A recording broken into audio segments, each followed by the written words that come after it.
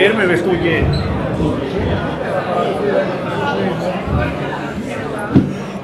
Halló?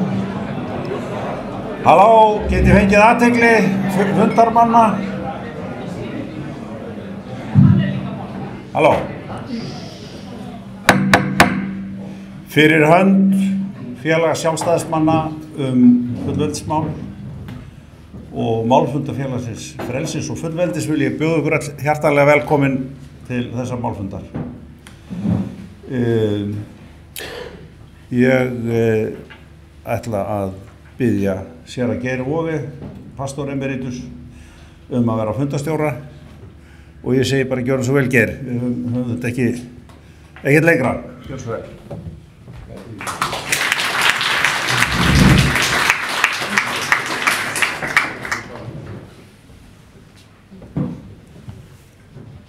Góðir fundarmenn,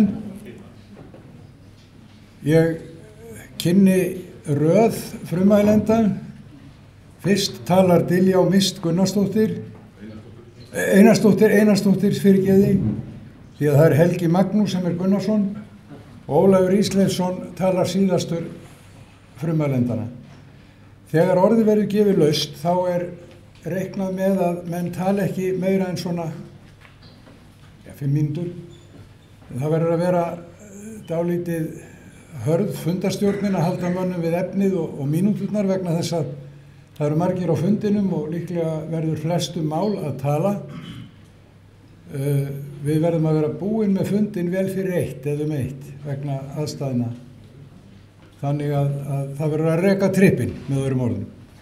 Bið mennum að hafa það í huga.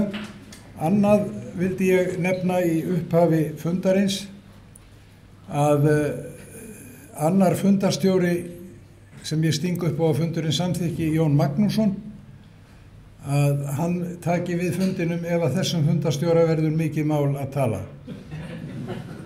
Þá segi ég, tek ég undir með Jóni sem setti fundin hér áðan að við eigum góðan málfund framundan. Diljá Mist, gjörðu svo vel.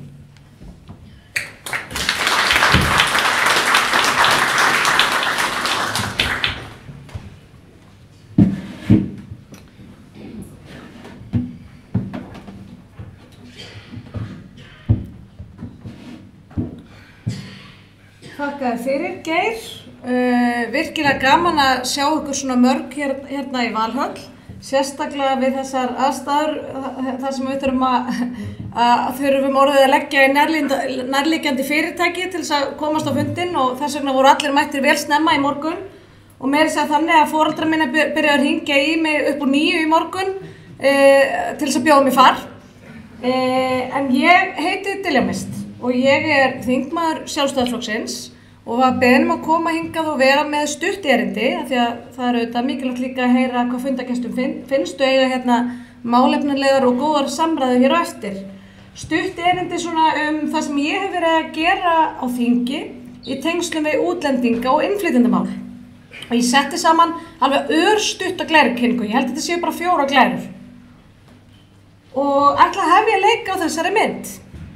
Því að þetta er færsla frá RÚV starfsmanninum og þáttastjórnandanum Agli Helgasyni sem setti þessa mynd inn á Facebooki sitt í gær, mynd af auglýsingu þessa fundar og skrifaði þar við: Sjálfstæðisflokkurinn hefur ýmsar vistarverur. Hvet ykkur til þess að fara og skoða þennan þráð.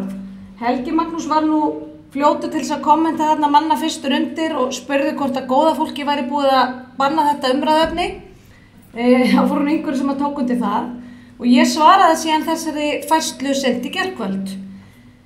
Og það er ótrúlega merkilegt að lesa í gegnum umræðu þræðina hjá honum Agli Helgasyni. Ég heyrði heyrði Egil segja frá því fyrir einhverjum dögum síðan, það var hvort það var annarkvort í Vikulokur með Sprengisandi, það var einhverjum svona spjallþætti, það sem hann sagði frá því og þetta maður sem hefur auðvitað mikil áhrif á umræðu á Íslandi, sem bara virtur þáttastjórnandi sem hefur auðvitað starfað lengi og margir líta til. Og hann greindi frá því að hann væri alveg til í að hætta á Facebook en hann bara gæti það ekki að hann hefði svo mikið að segja, hann hefði svo mikið þörf fyrir að tjá sig.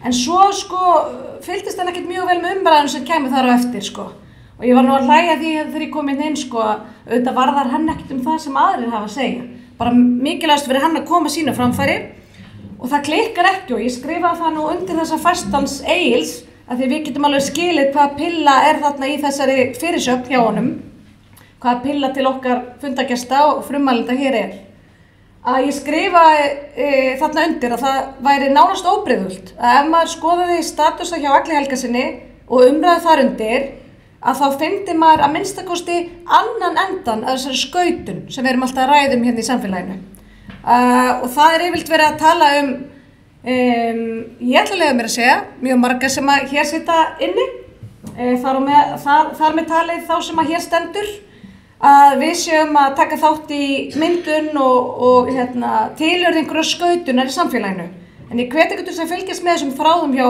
Agli Helgasyni það mjög gjarnan stutt í að það sé verið að dreifa ummælum á borð við nasista og fasista það var nú komið hann undir þræðinum sá ég venju samkvæmt og það eru stimplar og það eru útrópanir og útilokanir og svona heldur þetta mjög gjarnan áfram og sýnir manni bara líka hvað það ótrúlega þarft að svona fundir eins og þessi hér fundur í dag séu haldnir þar sem að þáttaka góð og áhugi greinilega mikill og við skiptumst á skoðunum og ræðum þessi mál sem svo greinilega brenna á landsmönnum. En ég hef nú gert ýmislegt síðan að ég tók sæti fyrst á Alþingi árið 2021. Ég vísu var þar áður aðstoðarmaður utanríkisráðherra og hef nú starfað í Sjálfstæðisflokknum í yfir 20 ár og ég hef látið með þessi mál varða mjög lengi. Og ég segi gjarnan því að nú hafa blessunarlega svona stigið fram á sjónarsviðið stjórnmálamenn svona breiðari pólitísku litrófi sem að taka þátt í umræðum útlendinga og innflytjendamál á Íslandi en það hefur gerst mjög nýlega en við vorum hópur þarna sem að vorum búin að vera að skrifa og ræða þessi mál í áraraðir og fengum litlar þakkir fyrir ég held að ég hef skrifað mína fyrstu grein í blað gott að það var ekki Fréttablaðið 2018 þar sem ég var að ræða þessi mál en svo benti manneskja mér á það reyndar ég hef skrifað grein svona fjölmenningu 2005 á Vefrit sem að ég skrifaði á í mörg ár. Þannig ég hef lengi velt þessum málum fyrir mér. Þannig að það má segja að það sé auðvitað hópur af fólki og mér finnst ekki ólíklegt að hér inni séu margir þeim hópi sem hafa svona rutt brautina, rutt veginn og fengið yfir sig mikinn óhróð og leiðindi og ónaði af þeim sökum en þetta fólk getur sannarlega klappað sér á baki í dag því að í það minnsta getum við komið saman og rætt þessi mál svona tiltölulega óáreitt. Og mér langar að segja ykkur frá nokkrum þingmálum sem að mér þykja alveg sérstaklega mikilvægt innlegg inn í þessu umræðu. Yfirskrift þessa fundar varðandi það hvort að við verðum minnihluti í eigin landi minni mig að yfirskriftin hafi verið. Ég sagði nú líka frá því á síðunni hjá Agli Helgasyni að ég vissi ekkert af þessari yfirskrift. Ég var bara beðin að koma hérna og ræða útlendingamál en mér finnst þetta ótrúlega athyglisverð umræða. Það eru margir sem hafa lagst yfir þessar tölur og verið að reikna þessu út á ákveðnar niðurstöður og ég þekki það ekkert meira heldur en næsti maður og kannski koma strákarnir inn á þetta hérna seinna á eftir. En það var meðalans gerð athugasemd við það í þessum þræði hjá Agli að maður væri að skilgreina hverjir eru við? Hverjir eru þessu við? Hverjir erum við Íslendingar? Og mér finnst bara alveg sérstaklega mikilvægt að vera aðeins það og ég veit að það brennur á mörgum. Mitt innlegg í þessa umræðu hefur verið að leggja áherslu á það á Alþingi og til dæmis með þessu máli sem mig langar að kynna fyrir ykkur hérna í dag að þeir sem að koma hingað til Íslands og setjast hér að og vilja taka þátt í íslensku samfélagi með öllu því sem að það hefur fram að færa sem eitt fremsta, ef ekki fremsta samfélag í heimi, að þeir sannarlega leggja eitthvað á mörkum. Og þá erum við að tala það í ýmsu tilliti. Við erum að tala félagslega þætti, við erum að tala atvinnuþátttöku, við erum að tala samfélagslögmálið okkar sem eru bæði lögin okkar en líka hefðirnar okkar og siðirnar okkar. Og það ekki einmitt það sem gerir okkur að því að vera Íslendingar? Það ekki þessi sameiginlegi samfélagslegi sáttmáli það að við tölum hér íslenska tungu, að við virðum hér íslenska menningu og höfum hana í hávegum og við gætum að því að það ekki, stundum þegar ég að ræða þessi mál, þá kemur einhver og bendir á það að við séum nú nánir bandamenn eins fremsta fjölmenningarsamfélags í heimi sem eru Bandaríkin. Þar auðvitað úr að grúir af fólki úr öllum heimshornum og sem hefur tekið svona ágætlega vel í gegnum tíðina að búa saman í sátt og samlyndi. En það auðvitað á grundvelli ákveðins samfélagssáttmála og þar auðvitað talar fólk tungumál sem í allt annarri stöðu heldur en okkar þjóðtunga. Þannig að við verðum auðvitað alltaf að hafa það í huga að við búum auðvitað ekki svo vel að tala hér tungumál sem að meiri hluti heimsbyggðarinnar talar. En aftur á þessu máli, ég hef ítrekað lagt fram tillögu á Alþingi svo kallað mælaborð í málefnum innflytjenda. Og þegar ég segi ykkur frá þessu máli hérna, þá finnst mér ekki ólíklegt að ykkur finnst þetta bara mjög basic og skynsamlegt mál. Þetta sem sagt tillaga það að við förum að fordæmi Norðurlandana, og ekki bara Norðurlandana, heldur margra þjóða sem við berum okkur gjarnan saman við, og komum hér upp gagnagrunni, opinberum upplýsingum það hvernig innflytjendum vegnar í okkar samfélagi. Ég byrjaði á því fyrir nokkur mánuðum síðan að leggja fram þessa fyrirspurn og þá vorum við nú í ríkisstjórn, spurðist fyrir það af hverju við værum ekki með slíkt mælaborð og þá hvort það væri ekki tilefni til þess að koma upp slíku mælaborði. Hef ekki fengið neitt gríðarlega góðar viðtökur, en þegar ég auðvitað byrjaði þessa umræðu þá var alltaf verið að stimpla alla sem að opna á þessu munninum útlendingamál bara rasista, það var bara komplett og það var bara þetta eina hugtak og þannig var bara umræðinni lokað.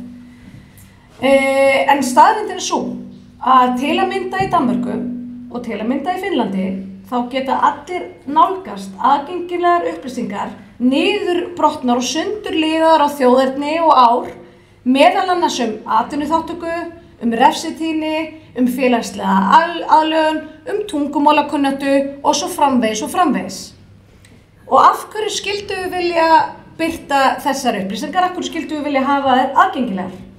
Þá eru auðvitað alltaf einhverju sem segja við megum alls ekki birta þessar upplýsingar og hvað þá niður á þjóðerni, þegar þá erum við að ala á fordómum. Og ég segi að það augljóslega fylgir því áskornir þegar að fólk kemur hér frá öðrum löndum, mismiklar áskornir sannarlega, en það fylgir því áskornir þegar fólk kemur hér frá annars staðar og vill aðlagast íslensku samfélagi. Því að það er auðvitað krafa sem við gerum. Við gerum þá kröfu að fólk aðlagast hér okkar samfélagi. Og það fylgir því mismiklar áskornir og ef við ekki brjótum þetta niður og áttum okkur á áskorunum, því að þær geta verið misjafnar eftir þjóðfélagshópum, þær geta verið misjafnar eftir kyni, þær geta verið misjafnar eftir aldri og ef við höfum ekki þessar upplýsingar, hvernig eigum við þá að mæta þessum áskorunum? Hvernig eigum við þá að leysa þetta? Því að þeir sem að tala fyrir því að taka hér vel á móti fólki og aðstoða það við aðlagast, þeir vilja gjarnan ekki við ræðum þessar áskorunir. Þeir vilja síðan bara þar endar sú umræða. Með þessum miklu innflytjandi, ég skrifaði hérna hjá mér að á undanförnum áratug hefði fjöldi erlendra ríkisborgara á Íslandi þrefaldast. Þannig voru 78.000 erlendir ríkisborgarar búsettir á Íslandi 2024 og heildarfjöldin var þá orðinn 19,4% af heildar mannfjölda. Svo vitum við það eins að þessar tölur Hagstofunnar aðeins á reiki, þannig að við erum alltaf að fara aðeins upp eða aðeins niður, en þetta svona sirka bát svona. Og þessu mikla fólksfjölda og fólksinnflutningi hafa fylgt miklar áskorunir. Þetta þekkjum við öll. Það breytist ekkert og hvað þá til betra ef við bara þegjum það.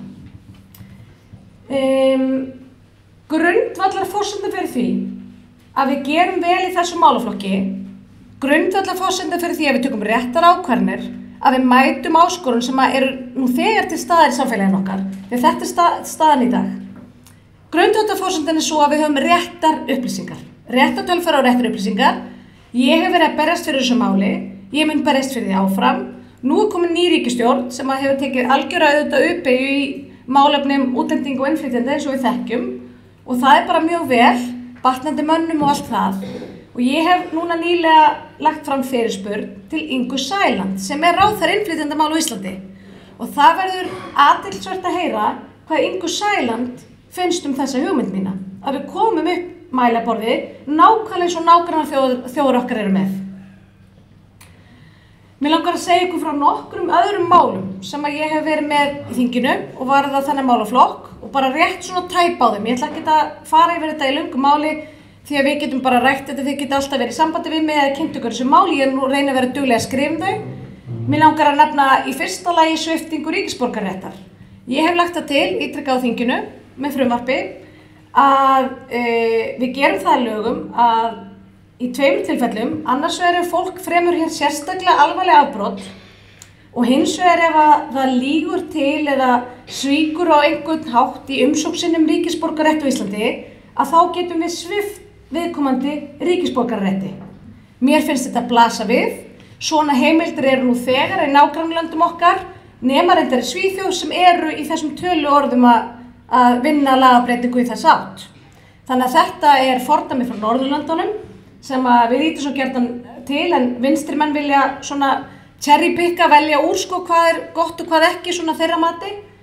En ríkisborgararéttur honum fylgja bæði réttindi og skyldur og það kom til mín útlendingur daginn og sagði til að þessi tillaga þín, hún lætur mér líða, ég er búin að vera hérna í áratugi, hún lætur mér líða eins og ég er íslenskur ríkisborgari, íslenskur ríkisborgari var erlendu bergi brotin. Og hann sagði mér, þú lætur mér líða eins og ég sé annars flokks þegn eða eins og ég sé annars flokks Íslendingur. Og ég segi bara ef það er of stór biti fyrir einhver að kyngja að undirgangast það að þeir fremja ekki hér hryðjuverk, nauðgi eða drepi eða annars getur þurft að sæta því að íslenska ríkisborgararétt, þá bara farið hefur fyrir betra. Síðan hef ég verið að taka upp málefni varðandi erlenda fanga. Dregið fram upplýsingar alveg gríðarlega hátt hlutfall erlendra fanga á Íslandi og bent á það hreinlega að það sé óásættanlegt fyrir íslenska skattgreiðendur að halda hér uppi erlendum föngum sem ættu bara að afplána í sínu eigin heimalandi eða bara einhvers staðar annars staðar.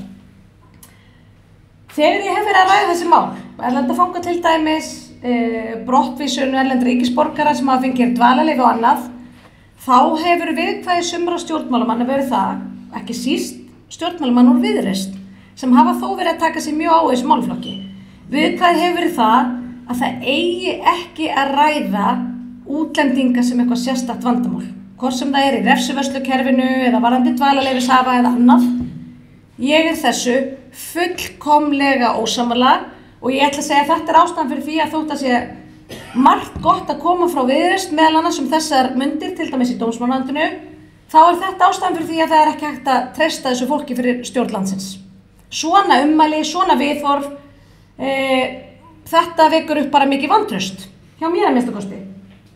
Ég lagði nýlega fram fyrirspurn bakgrunnsupplýsingar hælisleitenda og fólk sem að fær hér dvalarleyfi á grundvelli fjölskyldusameiningar. Því að svona óljósar og óstaðfestar heimildir sem ég fengi innan úr kerfinu eru þær að við framkvæmum ekki nægilega vel bakgrunnsathuganir á því fólki sem að hingað kemur. Það er gríðarlega alvarlegt og það er auðvitað ógn við öryggi landsins. Ég hef verið að kalla fram, eins og ég sagði áðan, tölfræði erlenda fanga, tölfræði líka ákæru hlutfall erlenda ríkisborgara og síðan að lokum langaði mig að nefna eitt mál sem er fjárhagsaðstoð til erlenda ríkisborgara. Og vel að merkja, ég hef verið að leggja þessa fyrirspurn fram trekk í trekk. Ég er að leggja fram reglulega, það hafa nú orðið einhver ráðherraskipti og núna síðast ríkisstjórnarskipti. Og það er auðvitað alveg sérstaklega merkilegt að fylgjast með því hvernig, og hvet ykkur til þess að hafa augun á því, hvernig flokkur fólksins mun svara slíkum fyrirspurnum. Hvað þeir hafa gert, hvað þeir ætla að gera, hvert sé viðhorf þeirra. Því þetta flokkur sem var auðvitað mjög málglaður í stjórnarandstöðu á síðasta kjörtímabili, sérstaklega í þessum málaflokki, hafði uppi stórar yfirlýsingar og við eigum auðvitað að krefja þau að efna það sem að þau hafa sagt málaflokkin. Ég ætla ekki að hafa þetta lengra, mér langaði bara aðeins svona að segja ykkur frá því sem að ég hef verið að leggja áherslu á í þinginu í þessum málaflokki. Aðrir í mínu flokki hafa til dæmis verið að ræða menntamálin sérstaklega út frá þessum vinkli. Ég get nefnt Jón Pétur Símsen og Bryndísi Haraldsdóttur í þeim efnum sem hafa verið að tala fyrir sérstökum móttökuskólum fyrir þá sem að hinga koma og eru af erlendu bergi brotnir, íslenskukennslu og þess háttar. Þannig að við höfum komið víða við og ræðum þetta auðvitað í þingflokknum og reynum að spegla mjög víð og ýmis sjónarmið og svo hlakka ég bara til þess að eiga við ykkur samtali hér á eftir. Takk fyrir mig.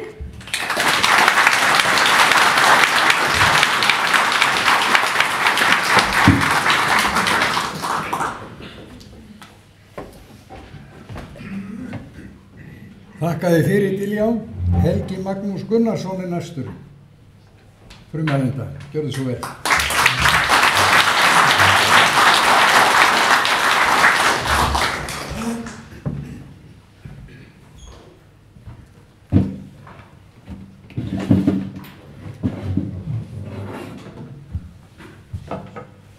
Fundarstjóri, góðir fundargestir, frummælendur, komið sæl.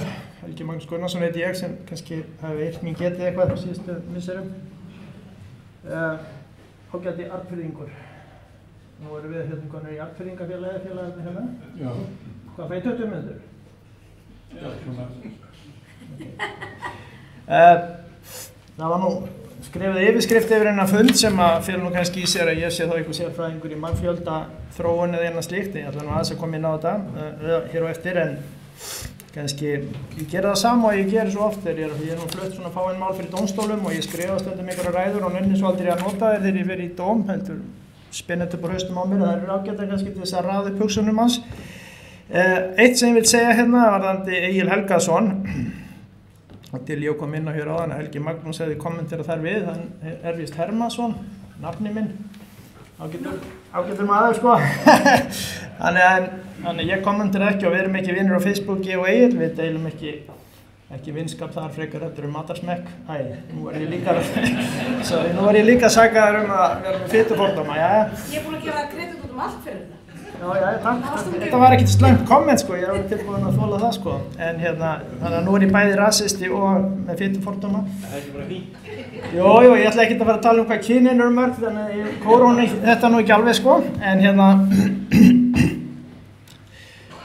varðandi fólksfjölda þróun, þá fór ég bara inn á Hagstofuna því að Diljá var að tala um 86.000 útlendinga og 18%. Nýjastu tölur eru 84.000 og 20,4% þjóðarinnar séu með erlend ríkisfang.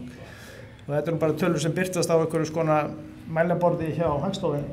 Þannig að þetta bara breytist frá degi til dags. En þetta stærsti hópurinn af þessu eru EES-borgarar sem eru hérna að vinna og við bara getum þakkað fyrir að leggja sér fram. Þetta er náttúrulega þrískipt. Það er náttúrulega þessir EES-borgarar sem hafa réttindi sem við höfum líka í Evrópusambandinu eða Evrópska efnahagssvæðinu sem við njótum og höfum samið um.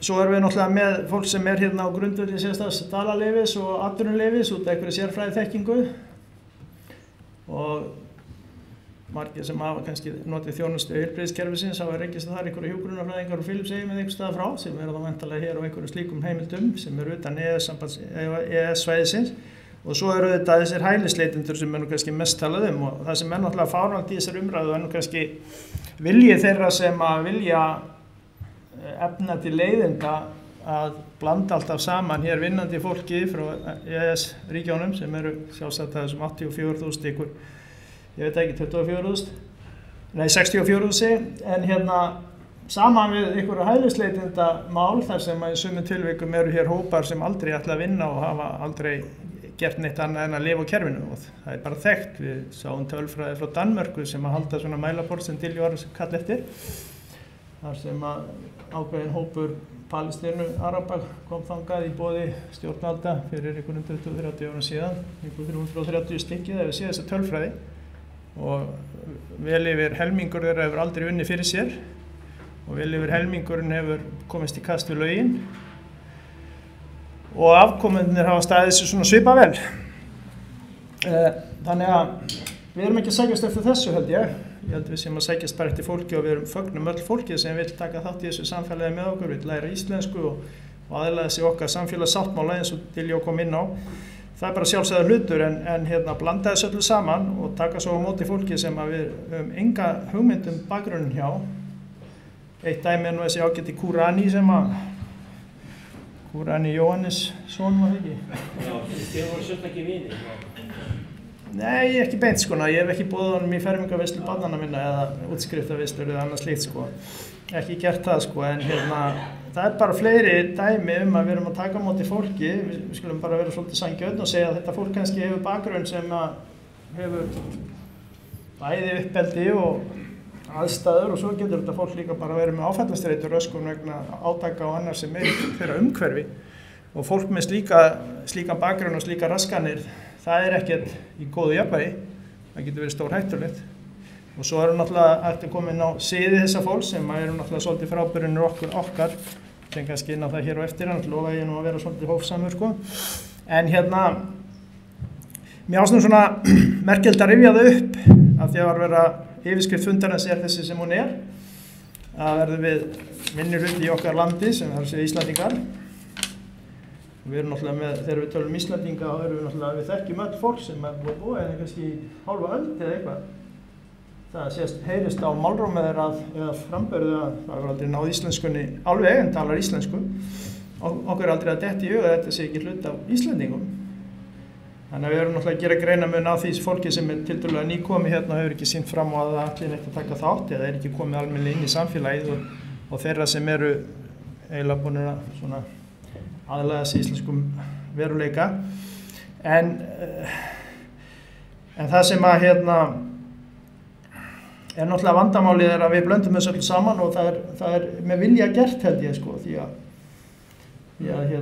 fólk vil fela þetta og ef við hugsum bara við tökum þessa yfirskrift fundarins kannski aðeins betur, ég muni eftir í kosningabaráttunni þá var Snorri nokkuð Másson sem hefur fengið mikið hrós fyrir framinstöðu sinni í Kastljósþætti nýlega. Hann svona íhaldsamur sem að mér finnst bara fallegt og talaði fyrir fjölskyldugildum að við þurftum að byggja upp okkar samfélag þannig að við stæðum með fjölskyldu fólki, við útvegum góða skóla, við útvegum leikskóla og annað þannig að fólki geti átt börn og viðhaldið þessum flokk sem við köllum Íslandingar. Við þurfum, hver kona, kallar eiga vist ekki börn, en hver kona þarf vist að eiga eitthvað, rúmlega 2 börn til þess að viðhalda þjóðinni og mér finnst þetta bara fallegt og rétt að tala fyrir þessu. Það náttúrulega ekki góð framtíð ef við spilum inn á það bara að fólk geti ekki átt börn vegna þess að fær ekki leikskólapláss og annað, það bara efnahagslega ekki framkvæmanlegt fyrir fólk að eiga börn því að fjölskylda á börn eins og við þekkjum sennilega öll nú eitt af besta sem fyrir okkur kemur þótt þessi bölva baksl. En eftir þessa ræðu Snorra þá sagði hann hvað hann? Daði frásóknarmaður? Ásmundur Daði, eitthvað á þá leið að það var ekkert vandamál, við flyttum bara inn útlendinga. Þannig að þið sjáu það allavega viðhorf hans sem betur fyrir að leiðin út pólitík. En þannig sjáu þið viðhorfin fyrir þingmanns á þeim tíma eða ráðherra til þessa viðfangsefnis. Þetta ekkert vandamál, við flytjum bara inn útlendinga og hvað ætlum við að gera það lengi áður en við verðum í minnihluti í þessu landi og hvaða útlendinga. Það sem var merkilegra og þar á meðal var í panel varaformaður Sjálfstæðisflokksins sem við erum nú hérna í Valhöll og allt þetta fólk klappaði fyrir Ásmundi. Fannst þetta alveg frábært og brosti bara alveg hringinn eða ekki verið með eyrað og hausinn að þetta dotti í tvennt. Sko, hvað í ósköpunum fólk að hugsa? Þetta viðhorf stjórnmálamanna almennt, fyrir þetta á Snorra Eiðstölugi, til þess hvort að við viljum halda utan okkar þjóð og okkar sögu og okkar tungumál og halda áfram á þeirri braut sem við verið? Þetta viðhorf stjórnmálamanna? Nei, við flytjum bara inn útlendinga. Og þetta eitthvað sem við ætlum að líða þeim að hafa ef við erum ósammála þessu? Annað í þessu, að því að við erum að tala fjölmenningu sem orð sem lengur búið að slá út á borðinu. Ég held að nú Sarkozy og Merkel og Gordon Brown hafi nú komast þeirri niðurstöðu fyrir meira en 10 árum síðan að þetta væri algjörlega misefnað fyrirbæri í Evrópu, í þessu ríkjum sem þau stjórnuðu. Og það það. Það erfitt að sjá hvernig það getur verið til bóta að vera með samfélag sem hvert upp á móti öðru. Nú nú að eiga svona menn eins og Egil Helgason sem að segja okkur til syndana við þurfum kannski ekki að flytja inn eitthvað fólk með lífsskoðanir sem algjörlega á skjön við það sem við eigum að venjast. Það auðveldara og við áttum helviti gott rönn í fótbolta hérna fyrir nokkrum árum síðan og stóðum öll á bak við okkar lið og svona. Það verður eldgos, það verður snjóflóð einhvers staðar og við stöndum saman og við reynum að laga hlutina fyrir okkar fólk. En það til bóta að missa þessa samstöðu og þennan vilja til bara þessa fjölskyldu stemmingu sem náttúrulega hjá Íslendingu þó við séum svona rífast og plokka augum hvort úr öðru þess á milli, að með því að flytja fólk sem bara hefur engan áhuga á þessu og skilur ekkert í þessu. Ég held ekki. En þá ég ekki að halda því fram að fólk geti ekki búið hér í friði og tekið þátt í þessu með okkur öllum saman. Og annað sem náttúrulega fylgir þessu náttúrulega skipulögð brotastarfsemi sem náttúrulega kannski tengd þessum þjóðarbrotum sem hér eru og oft þessum evrósku ekki síst. Við náttúrulega ríkistyrktum albönsku mafíuna hérna á árunum 2010-11, þeir munum nú kannski eftir þegar hér dvöldu fleiri hundruð Albanir á þeim forsendum að það væri stríð í Albaníu eða einhverju öðru, þeir væru blankir til þess að búa þar og þeir að fá vernd á Íslandi. Íslenski yfirvöld og stjórnmálamenn dönsu í kringum þessa vitleysu og yttu milljörðum í þetta. Einhverja hælisumlusóknir hjá þessu fólki sem hefði bara að snúa við á landamærum og við fylgdi engi skilyrði. En í þessum hópi, nú ekki að dæma alla Albani, Albani nú ekki það ríki sem fungerar best í Evrópu, en í þessum hópi náttúrulega tengsl, það tengsla net við glæpaklíkur og albanska mafían og ekki það fallegast sem Evrópa hefur fundið upp.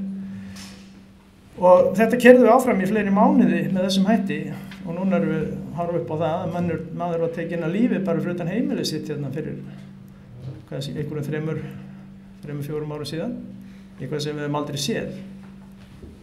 Þannig að við erum að fá út úr þessu öllu saman auðvitað glæpi sem eru af öðru kaliber og í mínu starfi kynntist ég því þegar ég átti afskipti af erlendu brotamönnum og þurfti að ákæra þá að maður að sjá allt önnur viðhorf. Við erum með okkar, eins og ég hef kallað það fengið skammi fyrir, okkar vesalinga sko, en sem við þurfum alltaf að fást við og ekkert endilega til sóma allir, en við fáum annars konar hegðun. Hér fyrir stuttu síðan var kveikt í bíl hjá lögreglumanni eða lögreglukonu sem að og það, ég veit það nú bara svona utanfrá að það kom vist einhver gaur frá Svíþjóð sem hafði bara pantaður á netinu hjá einhverju glæpaklíku þar í tengslum við einhver sem hafði einhver tengsl hér til Íslands til að koma hér og refsa þessari lögreglumanneski sko, hver sem ástæðan var.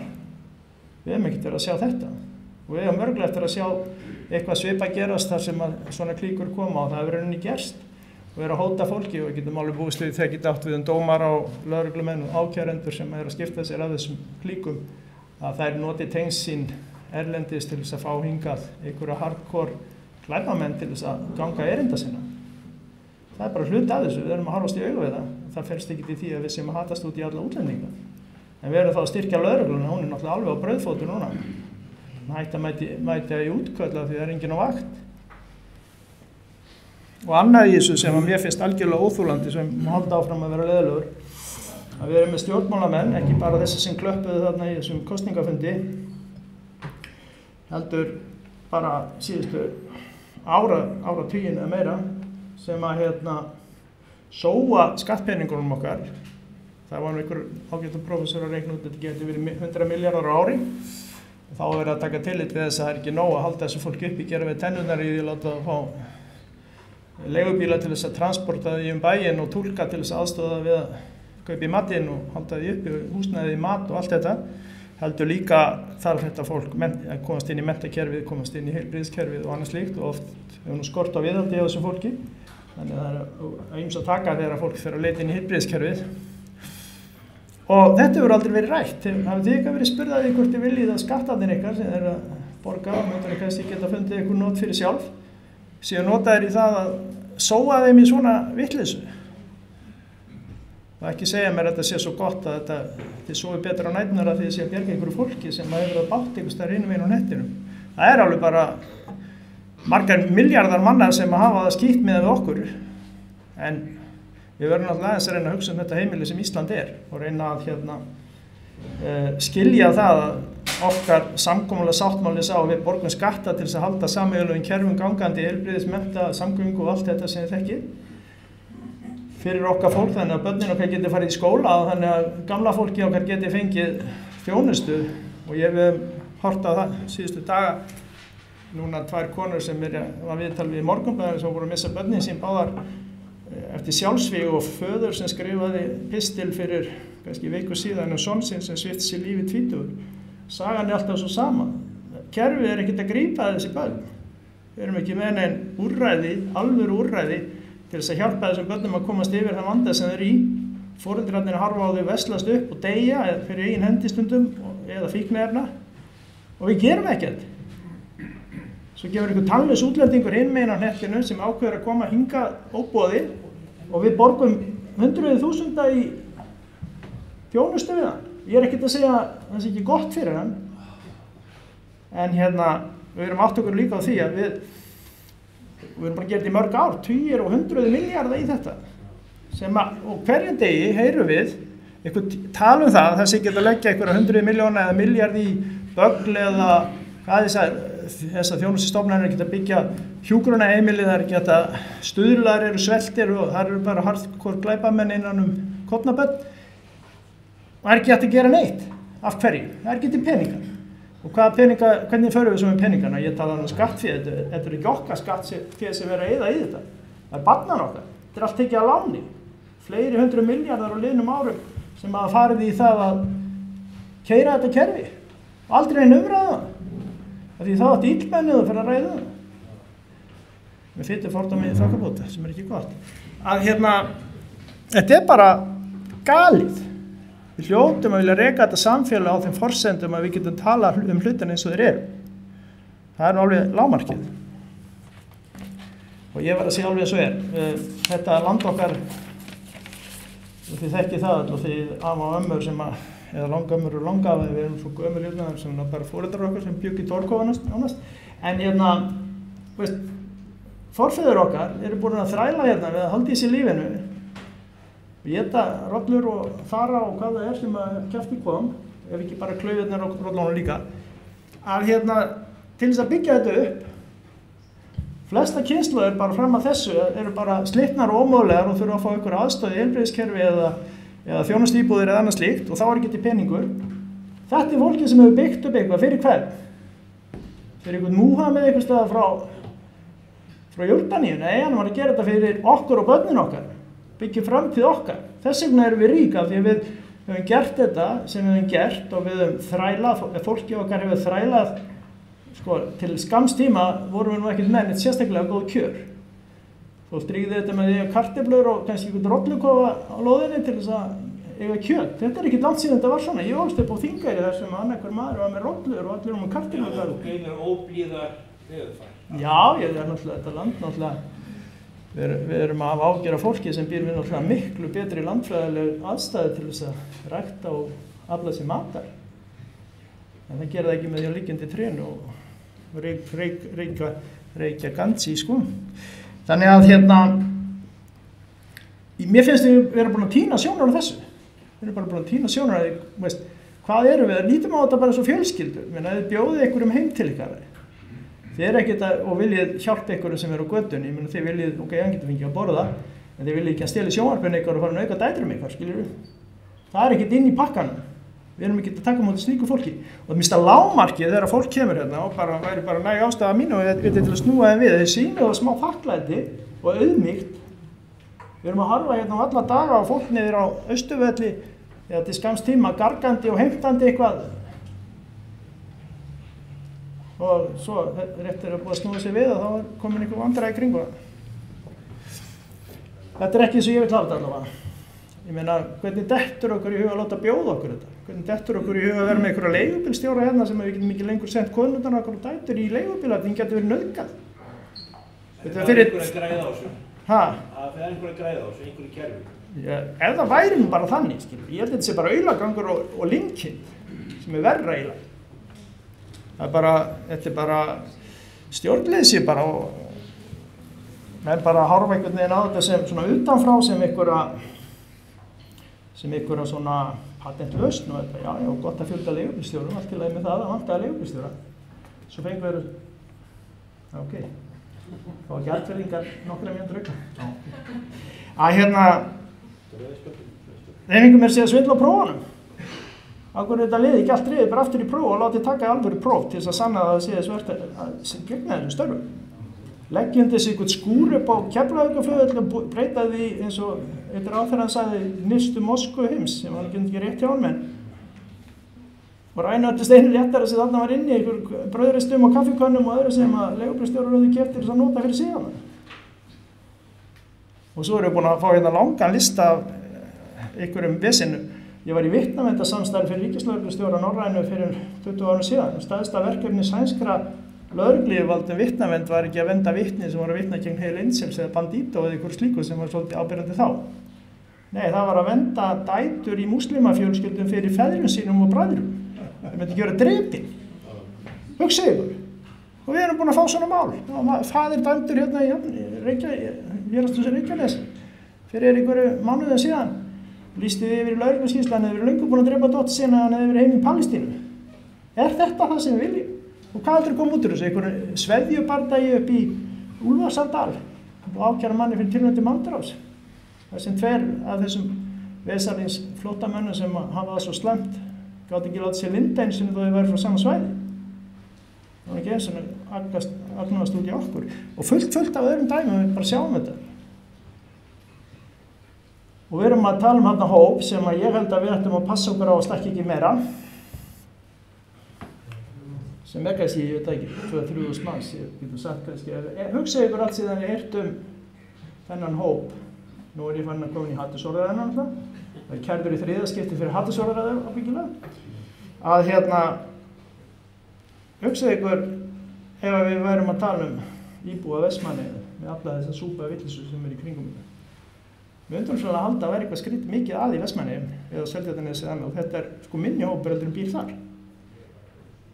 Og þetta vegur að öryggi samfélagsins að hafa þessa óstjórn og hvað svo ábyrgð stjórnmálamanna þannig kom aftur að því. Við erum með Breiðholtsskóla sem virkar ekki og það allir íslenski foreldrar að flytja Breiðholti af því þeir vilja ekki að börnin þeirra fara í skóla sem enginn skilur neitt og enginn kemur læs út úr skólanum af því það eru töluð 10 eða 20 tungumál og kennarinn skilur ekki eitt þeirra. Ég hef fullað saman með kennarunum og skólayfirvöldum og svo þessi menningamunur að konan gerir ekki neitt og faðirinn talar ekki við kvenkis kennara sjálfsögðu ekki, sko, því það eru óæðri, ekki alveg þess að vera að raula við geitina sína, skilji. Að og hverjum er ábyrgð á þessu? Munið ekki eftir að sé myndir að Davíð Eggertssyni og félagsmálaráðherra á þeim tíma skrifa undir einhvern samning móttöku flóttamanna. Ok, og þeir náttúrulega voru mjög góðir og Egill Helgason hefur örugglega klappað fyrir þeim og eitthvað. En meina, og hvað svo? Hver er ábyrgð þeirra til þess að hugsa þetta þannig að þetta gangi upp? Þetta verði ekki bara einhvern mein í samfélaginu. Og hvað þetta verði komið fyrir sér börn til að sjá það að jafnaldrar þeirra á Íslandi ná ekki að sama árangri, ná ekki að mennta sig og þeir læra varla íslensku og þeir læra varla að lesa og fá bara einhver lélegri störf sem því nemur. Það verða til einhverjar klíkur sem að munu nýta sér þess að krakka og vonleysi þeirra til þess að ráða eins og í Svíþjóðar sem ætla nú að fara að lækka sakaðisaldurinni í 13 ár. Því þessi krakkar, unglingar, í vonleysi sín og óhamingju gangast á hönd einhverjum glæpasamtökum vegna þess að þar er þeim boðin sama staður og þar sé þeirra fólk og þar sé framtíð og þar sé peningar. En þetta verður bara svona og hvað eru svo stjórnmálamennir? Og hvað er ábyrgð þeirra? Hvernig ætla að láta ganga upp? Ég meina, hvað myndum við segja ef ykkur verkfræðingur verið að teikna hús og svo myndum við bara hrynja, myndum við bara segja, úpsí, þetta er bara eitthvað, það er eitthvað að þessu. Við myndum náttúrulega kannski að tala við hennar verkfræðing og reyna að finna út á hvernig hann hugsaði ekki dæmi til enda. Þessi stjórnmálamenn ekkert að hugsa dæmi til enda. Þeir eru bara, þetta svona svo piss í skóin sinn, þeir fá svona einhverja sælutilfinningu að þeir eru svo góðir í augnablik og okkar kostnað, á þess að þurfa nokkurn tíðan að svara fyrir kostnaði við þetta eða að svara fyrir útfæsluna því þetta gangi upp. Ekki alveg búið það hjá mér. Ég ætlaði nú að vera óaðarlega hóflegur. Ég byrði fyrir ekki að mér þetta. Það var bara líka mál mín og takk fyrir mig.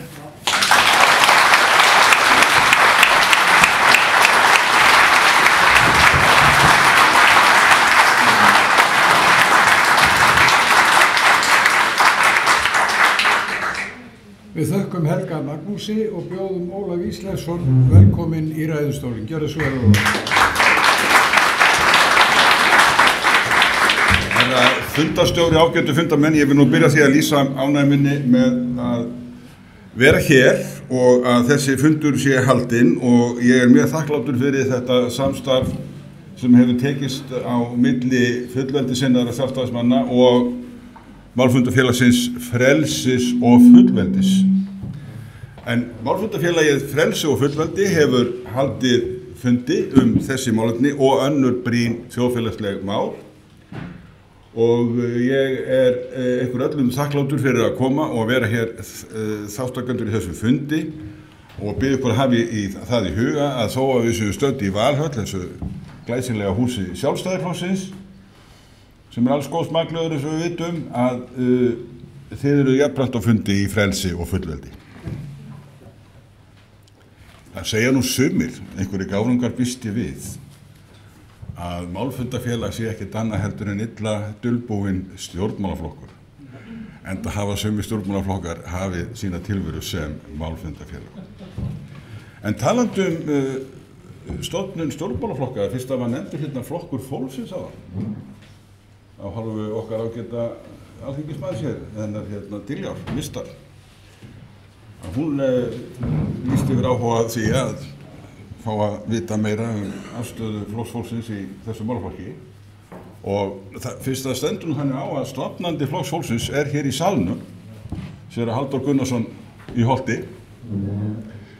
að þá það kannski allt í lagi að rifja það upp að í kosningunum 2016 þá bauð sá flokkur fram í fyrsta sinn. Formaður flokksins lét hins vegar óheppileg ummæli falla sem að urðu þess valdandi að flokkurinn náði ekki þeim árangri sem að hann átti greinilega möguleika á að ná miðað við svona hvernig landi lá. Þegar það kom til þess fyrir atbeina séra Halldórs að ég var í framboði fyrir þennan flokk í kosningunum 2017 að þá lagði ég það áherslu að viðkomandi formaður bara opnaði ekki munninu þennan málaflokk. En það náttúrulega alltaf svo hætta á að það kom ykkur setningu það í allir velkonur og við erum opinn faðminn og eitthvað svona. Nema það að það féllu slík ummæli þarna af þessu tagi sem ég var að hafa eftir. Þannig að kosningabaráttan hjá mér, hún fór í það, ég var í Reykjavík norður, hún fór mestan part að útskýra það og sannfæra kjósendur sem ég hitti. Þið viti hvert að maður fer í verslunum miðstöðvar út allt og þannig að mest áherslan hjá mér var það að útskýra það fyrir fólki að stefna flokksins væri ekki svo sem að þarna hefði komið fram í þessum orðum formannsins. Nú eru liðin þarna 8 ár síðan. Þannig að þetta mál hefur verið vakandi í hugum fólks og þetta atriði sem hefur ráðið atkvæði fólks og í vaxandi mæli. En þarna skynjaði ég það bara sjálfur í kosningabaráttu að þetta skipti máli og réði ákvörðunum fólks það hvernig það ráðstafaði sín atkvæði. Það eru liðin 8 ár síðan. En það mér ofarlega í huga núna, það sú breyting sem hefur orðið jafnt hér á landi sem og í umheiminum, á Vesturlöndum náttúrulega og í Bandaríkjanum, að umræður þetta mál náttúrulega hafa alveg gjörbreyst. Þess auðvitað skemmst að minnast að þegar að lögin útlendingamál voru sett hérna 2016, þá var farið fram, meðal annars af hálfu Sjálfstæðisflokksins og ef eitthvað finnst ég vera gagnrýnin í garð Sjálfstæðisflokksins, átti bara að láta að koma fram að það meir en hálf öld sem ég gekk í Sjálfstæðisflokkinn þegar ég gekk í Heimdal og ég borinn og barnfæddur sjálfstæðismaður, bara svo þið vitið það. Og móðurafi minn var einn af stofnendum Sjálfstæðisflokksins á Alþingi 1929. Þannig ég tel mér heimilt að í mestu vinsemd að fjalla með gagnrýnum hætti afstöðu flokksins. Nema það að af hálfu flokksins þá var þannig litið á 2016 og þetta væri nú bara mál sem að næði allar hringin yfir stjórnmálun og þetta væri eitthvað mál sem að væri engin stjórnmálalegur ágreiningur og Sjálfstæðisflokkurinn eða dómsmálaráðherra Sjálfstæðisflokksins á þessum tíma skipaði nefnd til að undirbúa þessi lög frá 2016 og formaðurinn, hann var sóttur, mikill heiðus og prýðismaður, ágætismaður, en hann var sóttur í ræðir Pírata.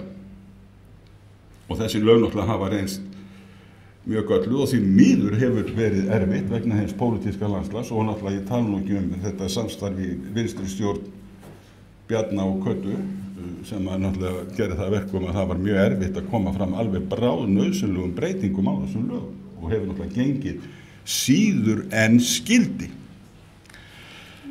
Nú, þetta nú svona upprifjun og já, bara til að ljúka þessu varðandi Flokk fólksins en mann ætla átt að sjá því að Flokkur fólksins eins konar klofningsframboð út úr Sjálfstæðisflokknum sem að byggist á því að óánægju eða vonbrigði með sem sagt stefnu flokksins og efndir gagnvart eldri borgurum, ekki síst og svona fólki sem að kannski stendur hörðum fæti. Nema hvað að ég vil taka undir það með henni Diljá Mist að það verður að koma alveg skýr svör sko, nú fólk sest hér í ráðherrastóla og hér í valdamiklum embættum og ber ábyrgð á þessum málaflokki og það verður að koma algjörlega skýr svör. Og takk Diljá fyrir allt þetta sem þú búin að vera að gera og allt þetta með mælaborð og ég finna að það upplýsingar eru lykillinn í þessu máli, upplýsingar. Nú, ég kom inn á þingkvöldið 2017 og ég hóf mín afskipti af þessum málaflokki með því að setja fram ofur einfalda og ofur kurteislega eins og allt fyrirspurn sem var bara staðreyndir. Það var ekkert það komið engin gildi eða neitt. Ég spurði bara þennan málaflokk, þá spurði ég fjölda hælisleitenda og kostnað eftir árum. Þetta eru bara tölulegar staðreyndir. Ég spurði bara tölulegar staðreyndir. Það var ekkert lýst neitt afstöðu eða neitt.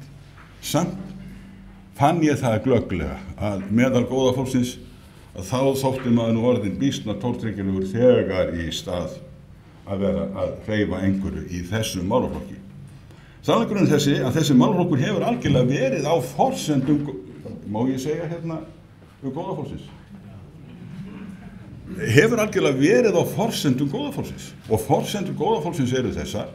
Það skiptir engu máli hvað hlutinni kosta í þeim málum sem við berum fyrir brjósti, hvort sem það eru loftslagsmáli eða hælisleitendamál eða hvað það nú það skiptir bara engu máli. Það skiptir engu máli. Og þið takið eftir því að þessi mál, þau gjörsamlega fara þvert á allt sem að viðgengst varðandi eðlilega fjármálastjórn. Ég meina fjárlögin gangi út á það að það í þessari línu ákveðið hvað á að fara í þennan málaflokk og til þessara verkefni og hinn í línunni eitthvað annað og svo framvegis. Þessi málaflokkur bara galopinn. Ef það bara kemur hérna einhver maður, einhver Abdullah eða Muhammed og hann gefur sig fram í hliðinu á Keflavíkurflugvellinum og segir því að ég nú hérna komin eða sækja um alþjóðlegt hæli, þá bara galopnast ríkissjóður. Herru, elsku vinur, þakka fyrir að koma. Það hérna íbúð sem að býr eftir, það hérna leigubíl fyrir utan.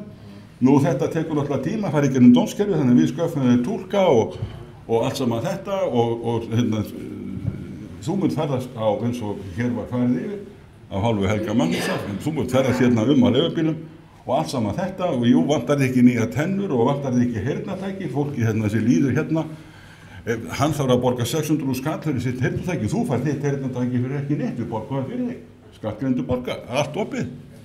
Þannig að þetta fjármálastjórnin, þannig að öll eðlileg fjármálastjórn, hún bara tekin úr sambandi og svo menn að kvarta yfir því að hér sé verðbólga og hái vextir.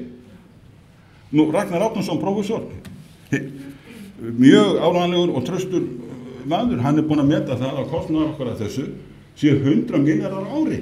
100 milljarðar á ári. Ekki eitthvað sem við getum gert fyrir þann pening? Annað heldur en þetta. Sannleikurinn auðvitað þessi.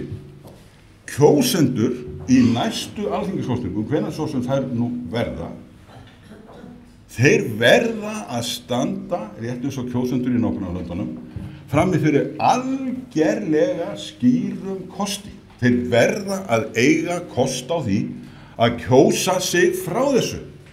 Þeir verða að eiga kost á því að kjósa sig frá þessari stefnu.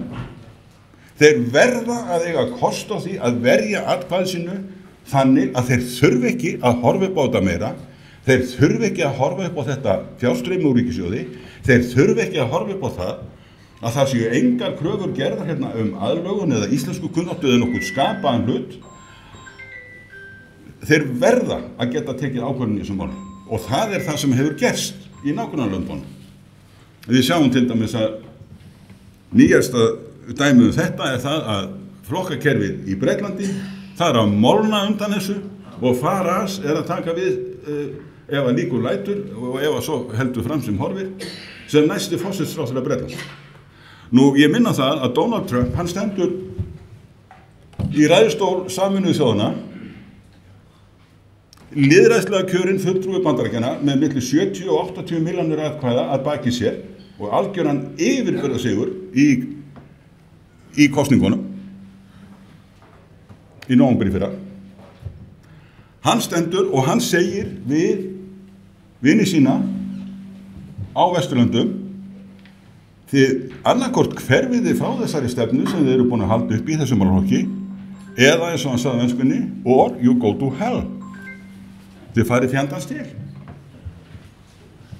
Svo kemur náttúrulega fulltrúi góða fólksins í sjónvarpið og útskýrir það allt sem að maðurinn sagði á þessum fundi hafi verið náttúrulega tómt rugl og rangar ályktanir og allt.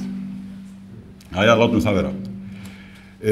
Við sjáum náttúrulega líka hvernig þróunum hefur orðið annar stað. Við sjáum náttúrulega í Þýskalandi þar sem þarna flokkur sem snýst þessi málefni, Alternativ für Deutschland og sömuleiðis náttúrulega hafa verið mikla hræringar hvað þetta varðar í Frakklandi. Nú lítum okkur nær, lítum til okkar dönsku vina og það var það sem ég gerði. Ég setti mig inn í það hvað hefði raunverulega gerst í Danmörku og það sem gerst í Danmörku var það að 2019 þá kynnti danski jafnaðarmannaflokkurinn í aðdraganda kosningarna það ár, slökk á símu, takk, þá kynnti hann stefnu sem að heildstæð stefna í þessum málaflokki og sem að var að efnislega sótt til hennar Píu vinkonu okkar, Kærsgaard, sem kom sem forseti danska þingsins og heiðra okkur með nærveru sinni þegar við myndum sérna þess að liðin voru 100 ár frá stofnun fullveldisins 1918 og hún kom á hátíðarfund Alþingis á Þingvöllum eins og þið kannski munum. Allavega munum við gautið það þegar við vorum á staðnum. Og við sáum líka þingmann Samfylkingarinnar standa upp og snúa gumpinum í áttina að hinu danska þingforseta og vanvirða þannig dansk þing og danska þjóð með sinni framkoma. Nema hvað að þá var ekkert annað að gera heldur en að taka þessa dönsku stefnu og kynna hana og það gerði ég bæði með blaðaskrifum og með tillöguflutningi á Alþingi. Og meira sé mjög ítalega. Og ég ætla að segja ykkur bara það að ég sé ekki eftir 1 mínútu sem að fór í það á mínu skólaárum að læra dönsku. Og þetta sem sagt mjög virkur málaflokkur og mjög mikið búið að vera að gerast og Mette Frederiksen sem að náttúrulega verður forsætisráðherra út á þetta og hún forsætisráðherra í 2 ríkisstjórnum, fyrst í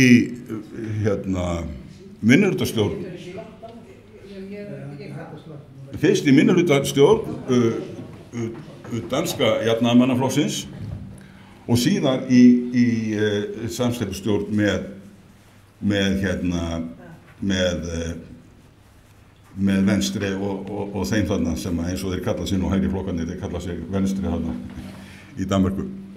Nema það að þegar ég spurði gervigreindina hvað var nú helst að ske í lagasetningu í þessum málaflokki í Danmörku, þá bara kom alveg hellingur, það bara fullt að ske og ég með símanum mínum dönsk frumvarp sem sagt lagabreitingar í þessu efni þar sem gert ráð fyrir því að það verði auðveldara að koma fólki af landi brott. Það ekki eins og frumvarpi hérna, hér frumvarp þetta. Þú getur ekki afskaffað mann af landinu nema hann hafi gert sekur sérstaklega alvarleg afbrot og það hafi gengið dómur. Annars bara sittu uppi með manni, alveg sama hversu mikil fyrirgefið glæpa hundur þetta Það er einhver maður hérna sem búinn að ógna hér ríkissaksóknara og hérna hefur verið viðriðin fjölda afbrota og akkur er þessi maður ekki löngu farin á landabrot. Hvað með mannin sem fer á útifund á Austurvelli og skvettir málingu framan í ljósmyndana Morgunblaðsins? Hvað kemur hann með næst þegar hann kemur á útifund? Hvað kemur hann þá með? Akkur er þetta lið ekki Akkur er þetta lið hérna?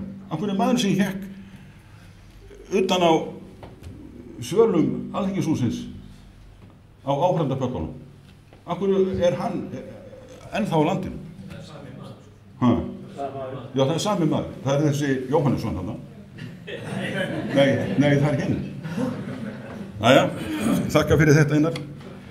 Nema það að þessi stefna sem að menn þurfa að hafa fyrir augunum í næstu kosningu, hún verður að vera sett saman að sjálfsögðu með lærdómi frá okkar dönsku og vinum og öðrum vinum á Norðurlöndunum sem eru með lík þjóðfélagi eins og við. Við hljótum þetta að taka þetta mest mið af okkar ágætu dönsku vinum. Það hlýtur bara að vera, segi ég. En það hlýtur bara að vera að eftirfarandi verði lykilatriði í þeirri stefnu. Fyrsta lagi, takk upp línuna frá Mette Frederiksen, frú Mette, engar hælis umsóknir á íslenskri grundu. Amen.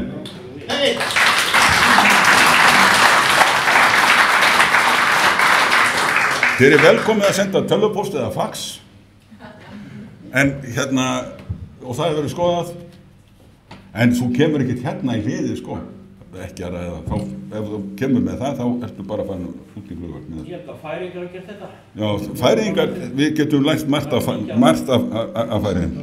Þetta er fyrsta.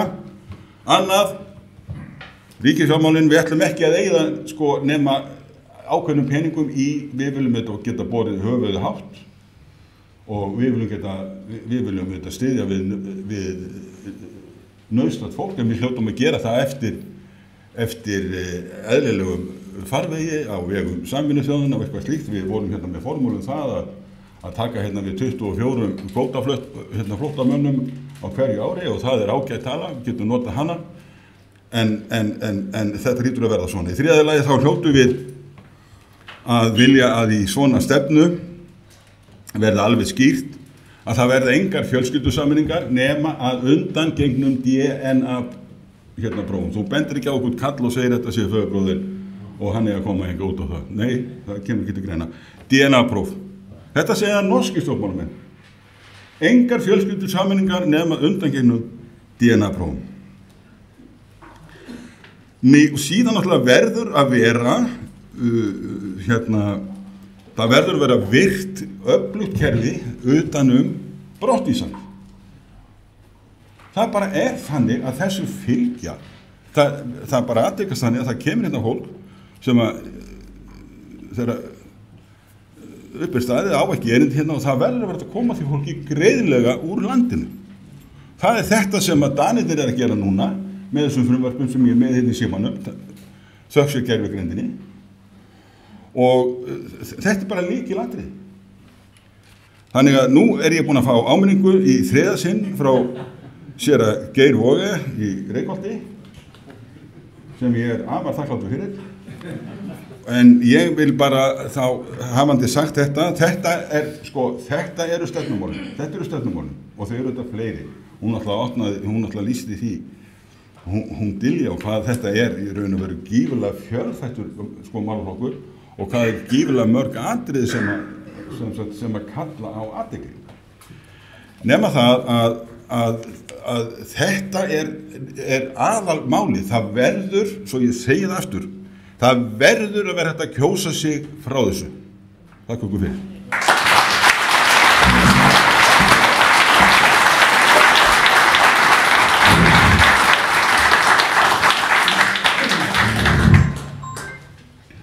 Ég heyri að fundarmenn hafa þegar þakkað frummælendunum fyrir ágæta ræður sem allar hafa sömu einkunn að þær eru talaðar af skynsamlegu viti.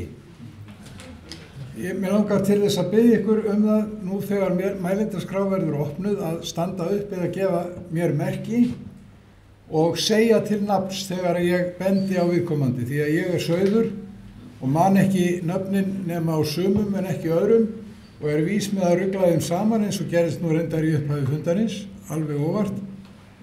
Hafið þið samúð með sauðsku fundarstjórans.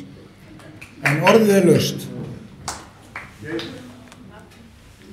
Gjörðu svo vel, þú heitir Sigfús og næst talar Rósjó. Gjörðu svo vel, Sigfús.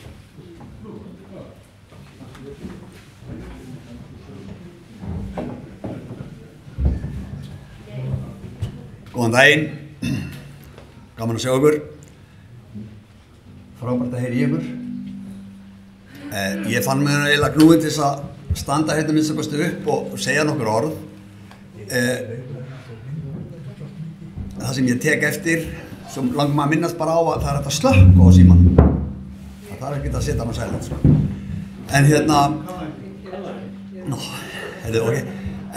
En mér finnst svolítið bera keim af umræðum okkar þessi hælisleitendamál eða útlendingamál. Það er að við erum alltaf að afsaka okkur fyrir þá skoðun og þær áhyggjur sem við höfum. Við erum alltaf að segja já, en við þurfum þess ekkert. Þetta skiptist að mestu leyti í tvo þætti. Annars vegar er þetta fjárhagslegu þáttur fyrir landið okkar, fyrir skattféð okkar allra. Hins vegar er þetta bara menningarlegir árekstrar og þar held ég að við séum flest með mestar áhyggjurnar. Og ég held hér er bara mikið búið að ræða Múhameð og þá félaga alla sem eru hér komnir til þess að njóta betra lífs en þeir ætla að gera það okkar kostnað. Við erum afar feimin við það að segja að við aðhyllumst kannski minna þá kappa heldur en aðra flóttamenn. En við verum allt okkur einu að lög 80/2016 er ekki bara illa skrifuð, þau eru ónýtt. Við bjóðum fólki hingað hvernig sem það vill koma að þá tökum við á mótið í flugstöðinni og eins og búið er að lýsa þá ferjum við það hér á færibandi í eintómum gæðum. Peningalegi styrkir, leigubílar og allt það sem búið er að nefna. Við verðum að stoppa þetta. Við þurfum að stoppa þessa peninga. Við þurfum á þessu peningum að halda. Við erum með ónýtt vegakerfi, við erum með ónýtt heilbrigðiskerfi, við erum með ónýtt menntakerfi. Það er búið að tala hvernig skólanir eru. Það er ekki bara Breiðholtsskóli með 80% útlendinga. Við erum með Álftamýrarskóla með 40%. Það er ekki einu sinni hægt að tala við feður eins og búið er að segja. Því að þeir tala ekki við konur. Það er búið, ég fæ svona 5 sögur á dag yfir þau vandamál sem að fólk situr út af þessum málum.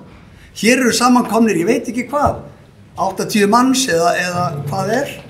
Ég er alveg viss að flest allir hérna inni hafa sömu áhyggjur. Ég er alveg viss það. En við verðum að vera óhrædd við að segja þetta. Það er búið að kalla mig fasista, nasista, rasista, öllum þessum. Það skiptir einhverjum, ég er það þá bara. en ég hef bara áhyggjur af okkar framtíð. Ég ætla ekki að skila 7 ára barninu mínu núna út í þjóðfélagið og hugsa til þess þegar ég sest á grafabakka minn að ég hafi bara klikkað.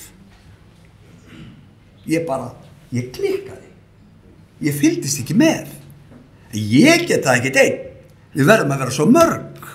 Ég sé hérna örugglega helmingurinn andlitunum hérna er búin að vera nú á Austurvelli. Það segir mér að þetta fólk, þið hafið áhyggjur. En við verðum bara að gera aðeins betur. Við verðum að hætta þessari hræðslu.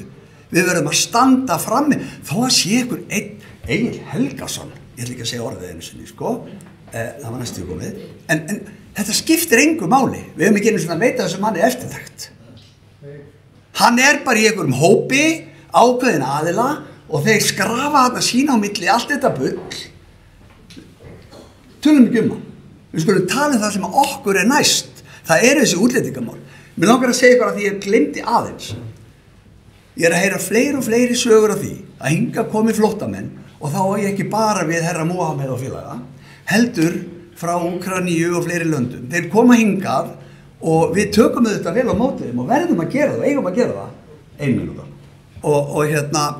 Og þá koma þeir hingað og þeir koma okkar hjálp og við veitum þeim þá hjálp sem við þurfum og getum. En við megum ekki gleyma því að fylgjast með þessu fólki. Við getum ekki lyft þessu fólki að fara aftur heim til sín og þykja bætur og okkar kostnað með hann. Annarkvort þetta flóttamaður eða ekki. Það sem að vantar svo rosalega í okkar mál er eftirlit. Það eru eintómi svik og brettir í þessu kerfi. Við verðum að stoppa þetta. Ólafur minntist á stoppa hælisleitendur. Ef þið lesið markmið þvert á flokka, þá heyrið þið bara, það er það fyrsta sem maður þarf að gera. En ég fæ vist ekki meiri tíma. Takk fyrir mig.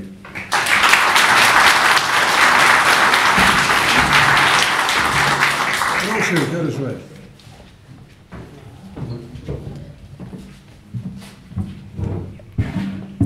Góð dag, ég heiti Rósi og Galvi, eins og þið heyrir, ég heiti ekki Guðrún Jónsdóttir. Ég er mjög ósátt, fyrst og fremst með ríkisstjórn, því það er ríkisstjórnin okkar sem er að leiða landið okkar. Mér finnst það bara sorglegt. Ég kom til Íslands, ég lærði íslensku, ég aðlagaðist, en það er bara sorglegt að sjá það sem er að gerast núna í okkar þjóðfélagi. Ég verði að skamma ykkur fyrst og fremst. Hérna á Íslandi tölum við ensku, já. En sorglegt að sjá að við þurfum, alveg sama hvert við förum, læra ensku eða bara geta talað á ensku við fólkið hérna. Það sjarmerandi sem við eigum er íslenskan, það er þjóðin og þið megið ekki gleyma það. Þjóð án tungumál er engin þjóð.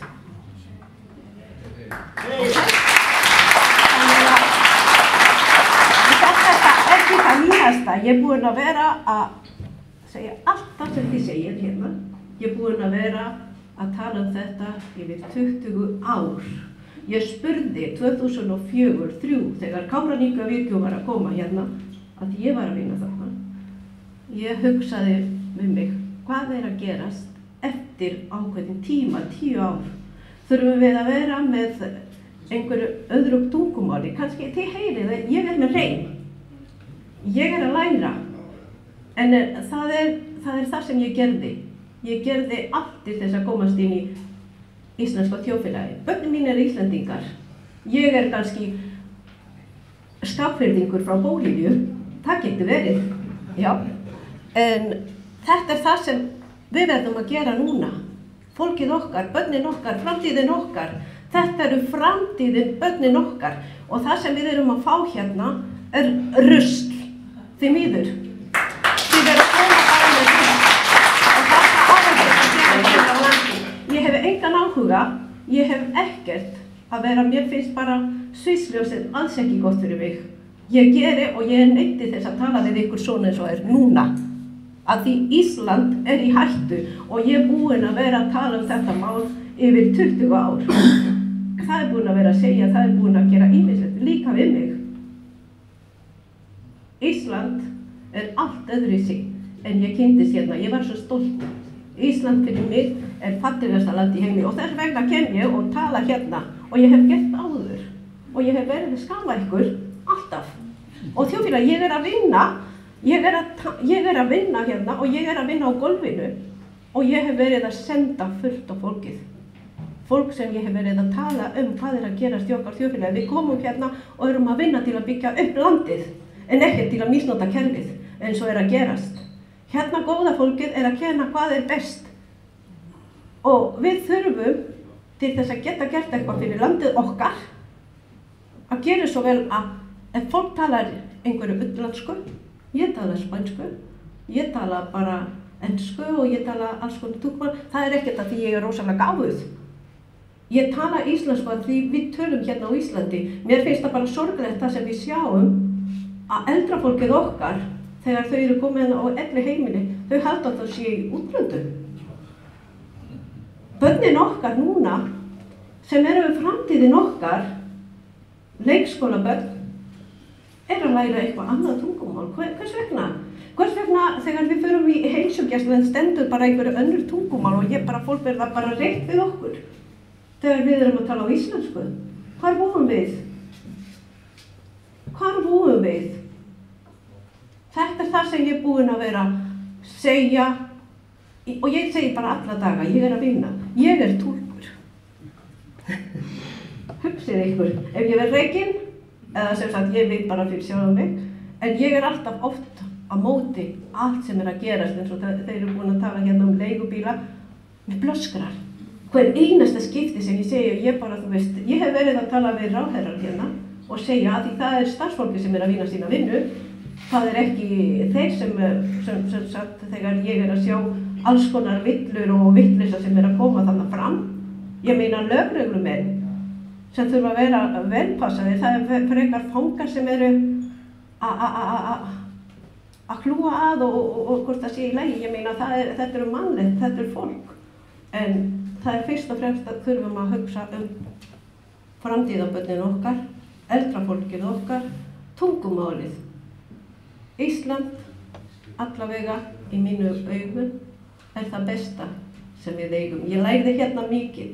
Ég lærði að vinna. Og ég lærði hvað virði fólk sem, þegar ég kom hérna í fyrsta skipti, ég lærði, ég fór bara, já, fyrirgefðu. Ég gleypti mér. Þannig að ég get alveg sittið hérna lengi með ykkur, en endilega munið þið verða bara að hugsa framtíðin. Þetta eru barnabörnin okkar.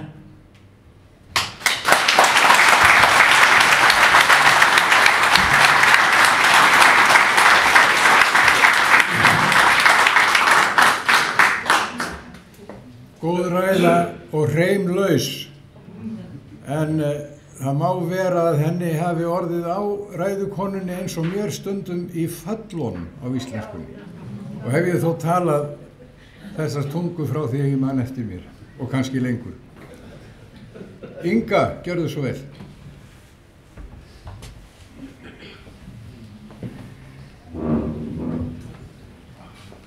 Góðan daginn.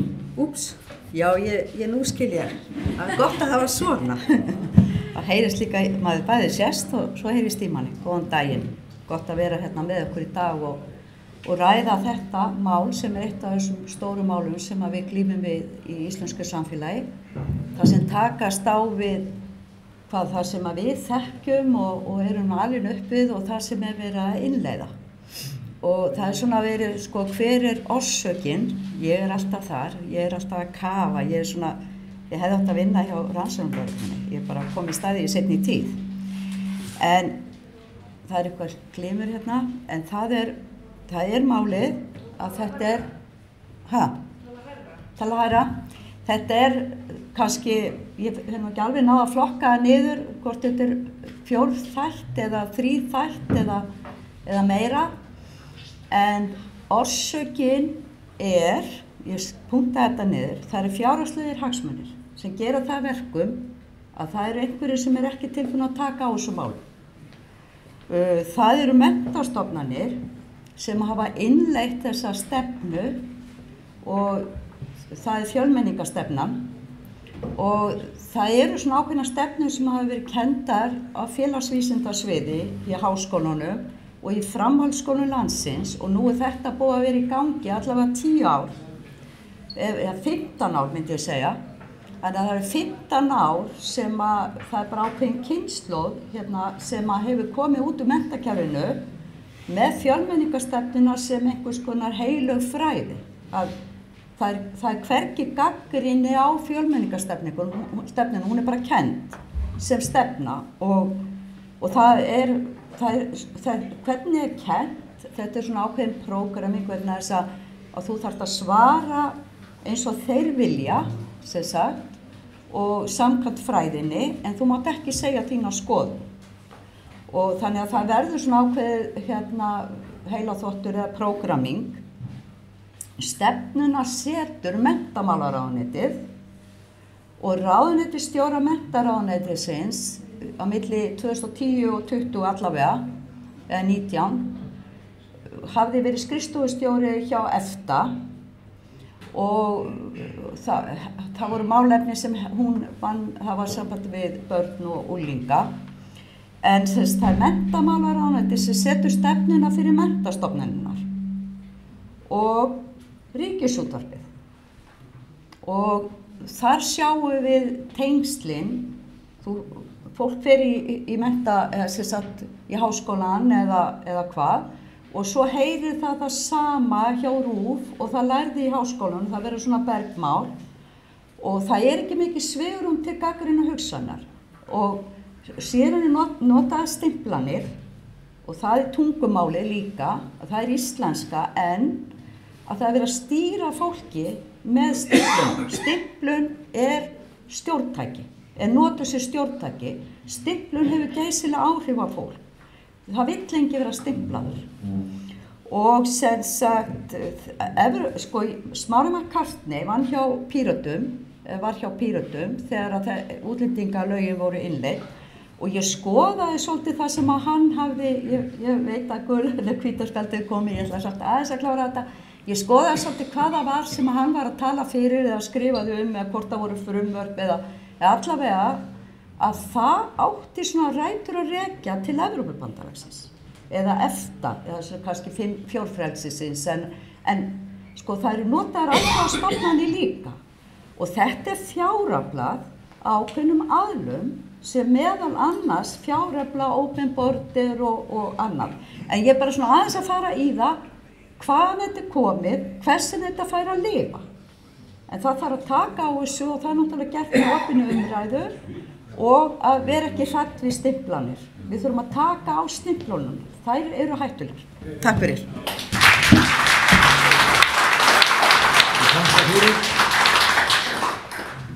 Nú eru 8 á mælendaskrá og ég sé ekki betur en að ég verði að reyna að þrengja tíman eitthvað. Ég ætla ekki, mér er illa við að biðja menn að stytta mál sitt, það er ósíður, en að biðja fólk að hnitmiða mál sitt, það er kannski snjallt. Og ég ætla að biðja ykkur að hnitmiða mál ykkar, segja það sem þið viljið segja og segja þarf, án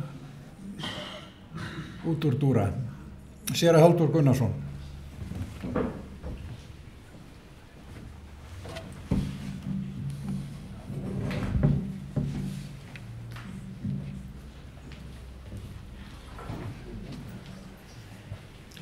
Fundarstjóri, góðir fundarmenn, Geir þekkir mig þannig að hann gefur mér þau fyrirmæli að tala stutt og hnitmiðað og ég vil reyna það. Ég vil þakka fyrir ræðurnar, það kom nánast allt fram hjá þeim Helga og Ólafi það sem við hér erum viljum gera. En ég spyr ykkur, þorum við að gera það? Þorum við að fylgja eftir þeim ræðum með því að standa fyrir því að ef Sjálfstæðisflokkurinn bregst áfram í þessum málum, þá verður ekki neitt annað hægt að gera en að stofna nýjan hægri flokk. Og Diljá, þó að þú hafir sagt hvað þú hafir verið að gera, þá horfist þú væntanlega í augu við það að það var Unnur Brá sem kom þessum útlendingalögum í gegn og stjórnaði því að það var ekki maður í stjórnarmeirihluta sem var formaður og skildi eftir málin í þeim farvegi sem þau eru í dag og Alþingi ætlar ekkert að reyna að leiðrétta. Og sjálfstæðismenn á þingi, þeir tala loppið þessi mál. Ég segi að þú hafi gert það einnig vegna þess að ef sjálfstæðismenn á þingi í dag flytja ekki ræður það, skilyrðislaust að það verði að fara eftir þeim stefnumálum sem Ólafur Ísleifsson setti svo skilmerkilega hér fram. Við erum tilbúin afskaplega mörg að stíga þau skref sem verður að stíga í að ná því fram að við séum Íslendingar fyrir Ísland eins og þessi.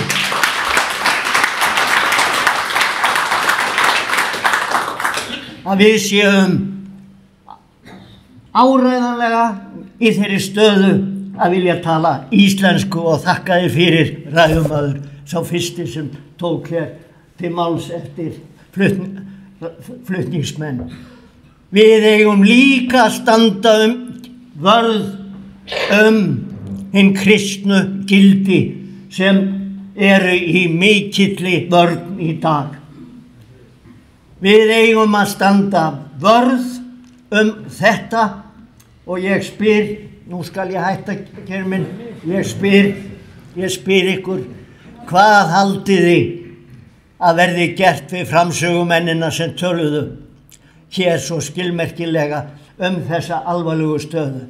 Verður hatursorðræðan, verða nýju lögin sem vinstrimenn og sjálfstæðismenn sett í gegn, látin bitna á þeim og þeir nánast settir í fangelsi? Ætlum við þá ekkert að gera sem hér Ég skora á ykkur, fylgist með frammyndu og við í frelsi og fullveldi munum birta ræður þessa fundar og taka áhættuna. Þakka ykkur fyrir.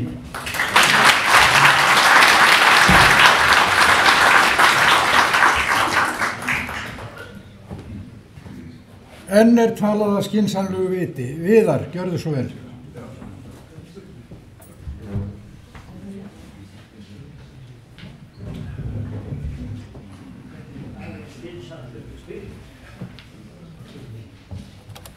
Fundastjóri og fundamenn, ég ætla að byrja að fá að kynna mig vegna þess að það kemur alltaf inn á það sem ég hef að segja. Ég er lyfjafræðingur með meistarapróf í lögfræði. Ég er kvæntur, ég hef tvær dætur sem er 9 og 11 ára gamlar. Ég talaði þessi mál í 2 áratugi. Ég hef lent í því að fjölskyldur minni hefur ótað. Egill Helgason, hann hefur óskað mér ýtra hluta. Ég þurfti að hringja á lögregluna. Ég tala ekki mikið þetta vegna sem ég langar ekki að tala þetta. En þetta er staðan. Biblían kenndi okkur eitt, Nýja testamentið og Kristur. Og þetta er örugglega mestu heilræði sem við fáum úr Nýja testamentinu af mörgum. Verið óhrædd. Þetta kemur aftur og aftur fram. Verið óhrædd. Stjórnkerfið brást Helga, ég hjó eftir þessu og mér finnst að samfélagi nú bara að þakka honum með því að tala um þessa hluti. Fulltrúarnir hafa brugðist okkur, þjóðinni, þeir hafa gert það. Mér þykir vænt þá og þakka fyrir að þeir séu að reyna að standa í þessu, en þeir hafa brugðist okkur. Dætur mínar eru að upplifa þetta núna, það geta ekki farið í strætó einar, það geta ekki tekið leigubíl einar. Og hverjar eru afleiðingarnar af þessum gjörðum sem hafa verið gerðar á síðustu áratug? Afleiðingarnar eru eftirspurnarvandi á húsnæði. Það er alltaf að tala um framboðsvanda, þetta er eftirspurnarvandi. Eftirspurnarvandi vegna þess að landamærin okkar sem er ekki stærri en þessa dyr þarna, að þær eru ekki varðar. Við getum alveg varðað þetta, við erum ekki með gúmmíbáta að koma hingað eins og Bretar. Við getum alveg passað upp á op sem er svona stórt. Fækkun barneigna er líka afleiðing. Það er ekki mikið talað um þetta. Friðsældin hefur verið rofin. Þegar ég ólst upp, þá get ég farið hvert sem er. Dætur mínar geta það ekki lengur. það getur það ekki lengur. Hrun innviða, skólakerfið, dætur mínar þegar ég ólst upp, það er í sama skóla ég ólst upp í, Breiðagerðisskóla, það var engin erlendur ríkisborgari þegar ég ólst upp, núna eru þeir fjórðungur af skólanum og það er ekki hægt að setja kennara í þá stöðu að geta ekki kennt vegna þess að þetta er ekki hægt. Þeir eru með fjórðung sem talar ekki tunguna. Innviðin er annað ekki eftirspurn og það var að tala hérna um íslensku kennslu, bara svo við vitum það, að kenna 80.000 manns íslensku, þá þarf 2.000 kennara, 2.000 íslensku kennara. Það er ekki hægt. Þetta er ekki hægt og við þurfum að fara að tala um hvernig við bregðumst í raunveruleika við þessi vandamál. En verst af öllu, og þetta er bara svo líki máli mínu, verst af öllu þá erum við að tapa þessari fallegu þjóð sem var mjög friðsæl og ég vil skilja eftir hér eitt sem við þurfum að hugsa. Þegar Rómaveldið hnignaði og hrundi, það var þegar rétturinn var tekinn af þeim, þegar rétturinn var þynntur, ríkisborgarar rétturinn. Þegar rétturinn hverfur, þá hverfur líka skyldan.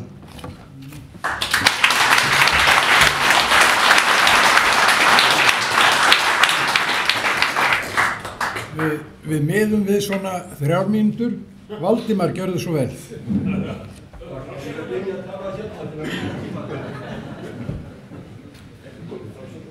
Og næstur er Halldór. Komið sæl, ég heiti Valdimar Jóhannesson, er svona hálfgjörun nöldræði eins og margir vita hér inni. Ég ætla að byrja því að segja, Rósjó, þú ert eins og móðir minn kær. Vegna þess að móðir minn var líka útlensk eins og þú og hún læriði íslensku eins og þú. Því miður var hún ekki landin nema 14 ár. Ég fór síðan að heimsótt hann ár og 10 og alltaf því ég fór að heimsótt hana, þá hún bjó í Danmörku, var dönsk, að þá talaði ég við hann á dönsku en hún talaði alltaf við mig á íslensku, tilbaka. Þannig við notuðum það mál sem að okkur var síður tamt. Þannig að þú ert í þeirri stöðu. Nú ég hérna kem hér upp og ætla að vera mjög fámáttur og segja örfá orð. Ég ætla fyrst að nefna það að hér voru óskaplega flotta ræðufluttar, hver annari betri og hérna en eins og alltaf og kannski eðlilega núna þá var ekki tími til að ræða það sem skiptir mjög miklu máli í öllu þessu tali og það er að tala hugmyndanafræði íslam sem er stórt vandamál og mjög vaxandi í Evrópu í dag. Mér langar til að vekja athygli á því að í Evrópu búa 35 milljónir múslima. Þetta er vænsta fólk, segja margir. Já, mjög margir eru mjög vænir og yndislegt fólk, en mjög margir eru það ekki. En vandamálið er ekki það að þeir séu með gen frá múslimsku löndum, heldur þeirra hugmyndafræði þeirra sem er vandamálið. Og það þýðir það að hugmyndafræði hún er alls ekki okkur sambærileg og við getum ekki lifað með þessu hugmyndafræði vegna þess að hún getur ekki lifað með okkur.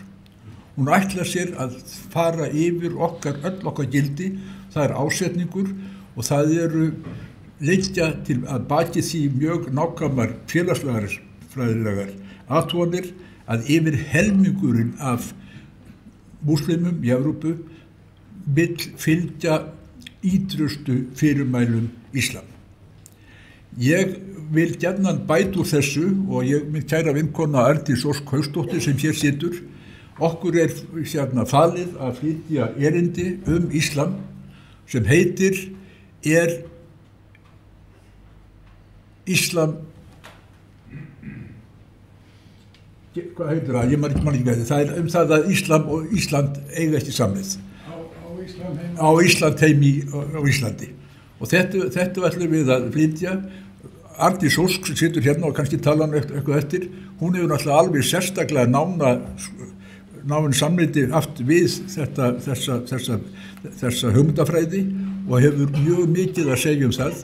Ég hef sjálfur stúderað þetta frá 1995, eitthvað cirka bát og hefur alltaf verið að fylgjast með og lesið mjög mikið til það, þannig ég veit það, en því miður hefur ekki verið hægt að fá fólk til að hafa áhuga því að kynna sér hugmyndafræðina íslam. Það er ekki múslima sem vandamáli, það er hugmyndafræðin íslam.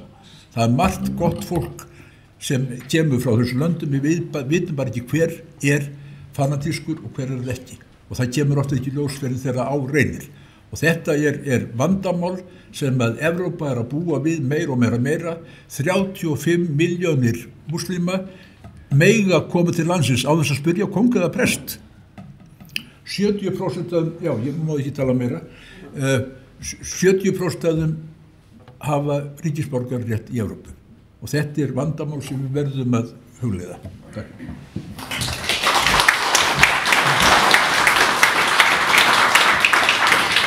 Halldór, gjörðu svo vel, næstur Baldur. Baldur, viltu ekki færa þig nær hér? Gjörðu svo vel, Halldór minn.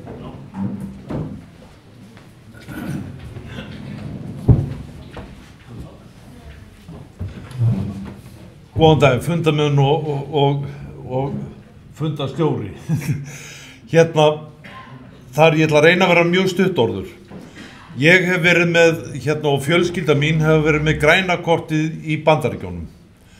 Þegar við flytjum út 1958 að þá var faðir minn elskugur, mjög góður maður, hann var með mjög þunga bensínlöp, keyrði of hratt. Eftir 2 mánuði veru okkar úti í Bandaríkjunum, þá fekk hann viðvörun frá alríkinu í Bandaríkjunum, ef að þú heldur ekki mottunni varandi hraðakstur, að þá voru þér vísað úr landi ásamt fjölskylduðinni.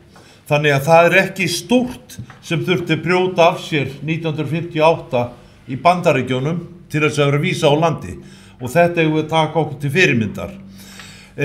En í framhaldi af því þá var gerð rýniskýrsla 20. desember 2011 samband Íslands við Evrópubandalagið. Þetta samningur milli þessara aðilja það að það Schengen samningur kemur inn í þetta, það þessi skýrsla að sýna hvað Ísland braut af sér og samkomulag hvernig átti að laga það. Og við áttum að koma upp bláu korti af fólk sem utan EES til þess að fá landvistarleyfi eiga þeir verið með blátt kort. Af hverju það? Þar vegna þess ef þau eru búsett hér á landi og ekki með bláa kortið, þá verið að brjóta Schengen. Og ekki ég get ekki betur séð, en Schengen samkomulagið margbrotið vegna þess að við erum ekki með þetta svo kallaða bláa kort. Kannski ekkert ríki í Evrópu sem með bláa kortið eins og á að vera. En þetta tel ég vera lögbrot og Alþingi ætti að fara yfir þessa hluti, en það bara lokum að Vinnumálastofnun og með atvinnuleysistryggingasjóð af vopni að borga húsaleigu, borga uppihald fyrir hælisleitendur. Ég hef marglesið, það reyndar svolítið síðan, ég hef marglesið lögin atvinnuleysistryggingasjóð og það stendur hvergi að atvinnuleysistryggingasjóður megi borga þessa hluti og ég vil endilega benda þér á það að láta fyrirspurn á Alþingi það hvernig stendur á því að atvinnuleysissjóður látið framkvæma lögbrot. Takk fyrir mig.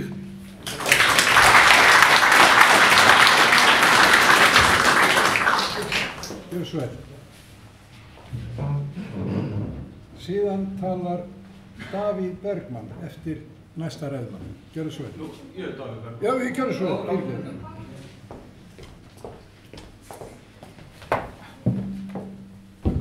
Frábært að koma koll. Ja. Komið sæl, ég heiti Davíð Bergmann. Ég hjó sérstaklega eftir ræðinni hjá honum Helga þegar hann var að tala unga fólki. Ég búinn að starfa með unga fólki í yfir 30 ár, unglingu með olnbogabörnum samfélagsins. Mér langar aðeins að innbera á nokkru staðarindum.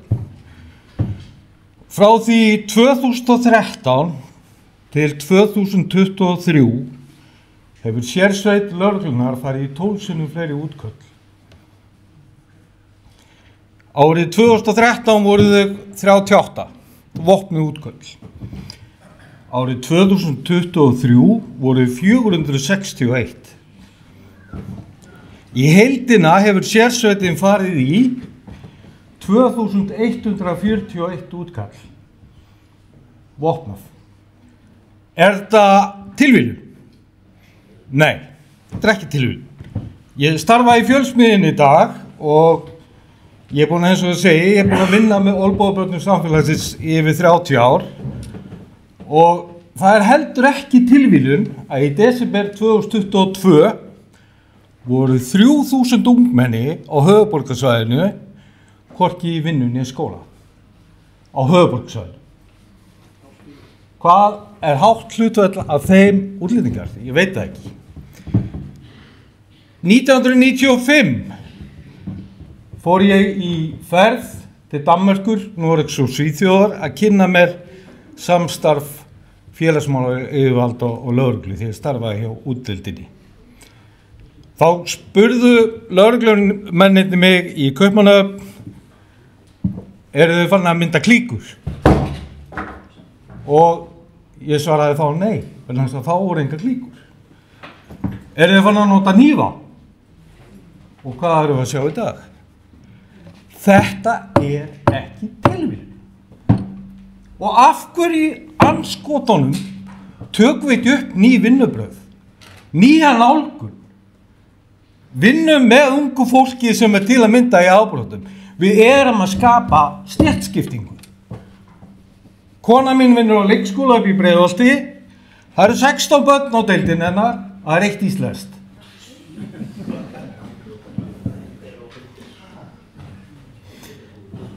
Það eru 90 börn á leikskólanum, það eru tölur 30 tungumál. Er þetta tilviljun? Nei, þetta er ekki tilviljun. Ég ætla að ymbra á því enn og einu sinni að við verðum að fara að vakna til lífsins af fullri alvöru. Við verðum að fara að taka upp vinnubröð eins og Bretar til að mynda, eins og Youth Offending Team eða Politísk ungdómsklúbb í Danmörku. Já, ég skal vera mjög fljótur. Við verðum gjöra svo vel að fara að taka þessum aðvörunarverkjum sem að koma frá Danmörku, Noregi og Svíþjóð og Finnlandi alvarlega. Takk fyrir mig.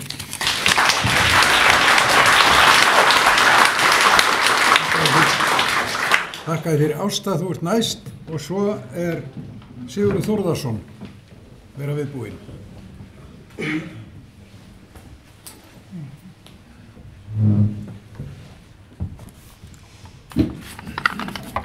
Gaman að sjá svona marga og mér langar að byrja því að segja ykkur frá því að ég er nýkomin heim eftir nokkra daga ferð til London og ég er búin að heimsækja Bretland nánast árlega í áratugi en í fyrsta skipti þá þurfti ég að sækja ETA sem er leyfi til að heimsækja landið og ég gat gert þetta á netinu. Ég þurfti að taka mynd af sjálfri mér og senda hana ásamt því að taka mynd af vegabréfinu mínu og svara líka einhverjum spurningum. Ég þurfti að senda e-mail adressu og bíða eftir að fá svar, já eða nei svar. Ég fekk já svar, annars hefði ég nú ekki getað farið, en við ættum að taka þetta upp hér. Þannig að það kom enginn til landsins nema að vera búin að senda allar þessar upplýsingar sig áður og þá er þetta að skoða þetta áður en fólk kemur.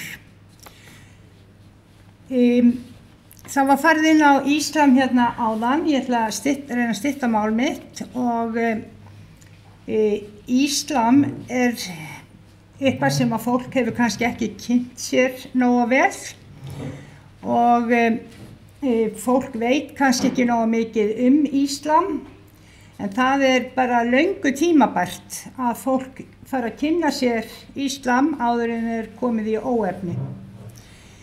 Íslam er ekki trú friðar. Kóraninn er lögbók múslima sem geymir sharia-lögin. Kóraninn boðar að hver sá sem gangi af trúnni sé réttræpur.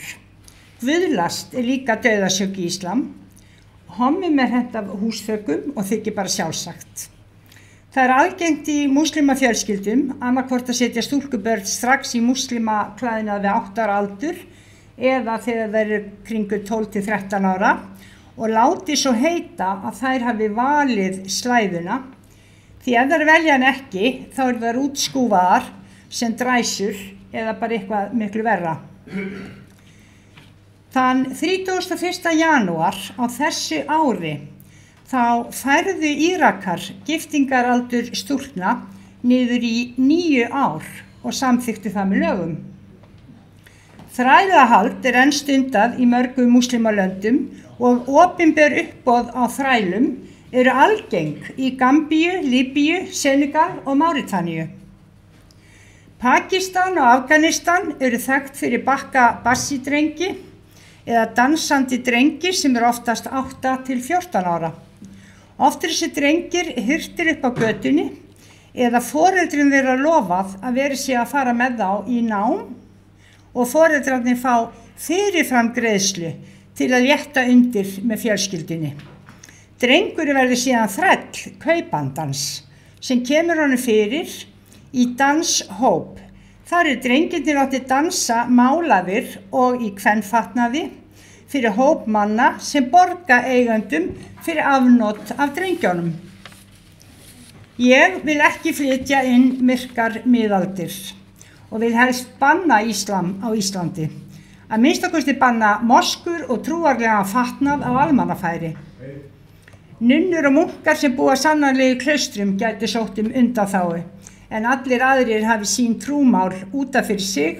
Það getur verið byrjun á því að komast hjá ýmsum leiðindum. Og ég ætla að sleppa því að tala þessa innræktun vegna skyldmennagiftinga, fjölkvæni, umskurð og heiðusmorð og madrasaskóla, en það allt leyfilegt í íslam. Á hverju eru við að flytja þetta hingað inn? Og á hverju eru við að taka á móti hælisleitendum sem eru sjúklingar? Við ættum að taka okkur Kanada til fyrirmyndar, þar sem farið fram á heilbrigðisvottorð nýrra íbúa. Á hverju ætti líka litla Ísland að taka inn fólk án læknisskoðunar? Berklar hafa borist hingað, svo ekki sé nú talað aukna tíðni kynsjúkdóma, og svo það hælisleitendur sem koma hingað með HIV, krabbamein, MS og alls konar langtíma sjúkdóma, ásamt því að koma með mjög fötluð börn eða veik börn, og allt kostar þetta offjár sem skattgreiðendur þurfa að borga. Okkur vantar ekki sjúklinga, ekki frekar en okkur vantar ekki glæpamenn. Við höfum því miður nóg af íslenskum afbrotamönnum og óþarfi að flytja inn fleiri. Flestir hælisleitendur sem hingað koma eru með alls konar upplýsingar þeirra rétt. Þeir hafa rétt á hinu og þessu og eru með alls konar þrýsting á að fá sínu framgengt. Það okkar að vera ákveðin og hvika hvergi í því að upplýsa hælisleitendur það hvað það sem Ísland og þjóðfélagið ætlast til að þeim. Skyldur þeirra í þjóðfélaginu þurfa að vera skýrar. Láta það vita við hverju búist að þeim. Við eigum að setja reglurnar en ekki hamast við að uppfylla þeirra þarfir. Takk fyrir.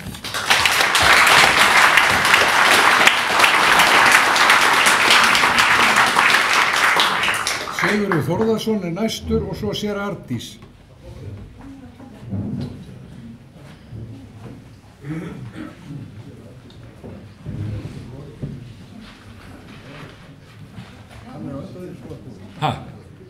Já.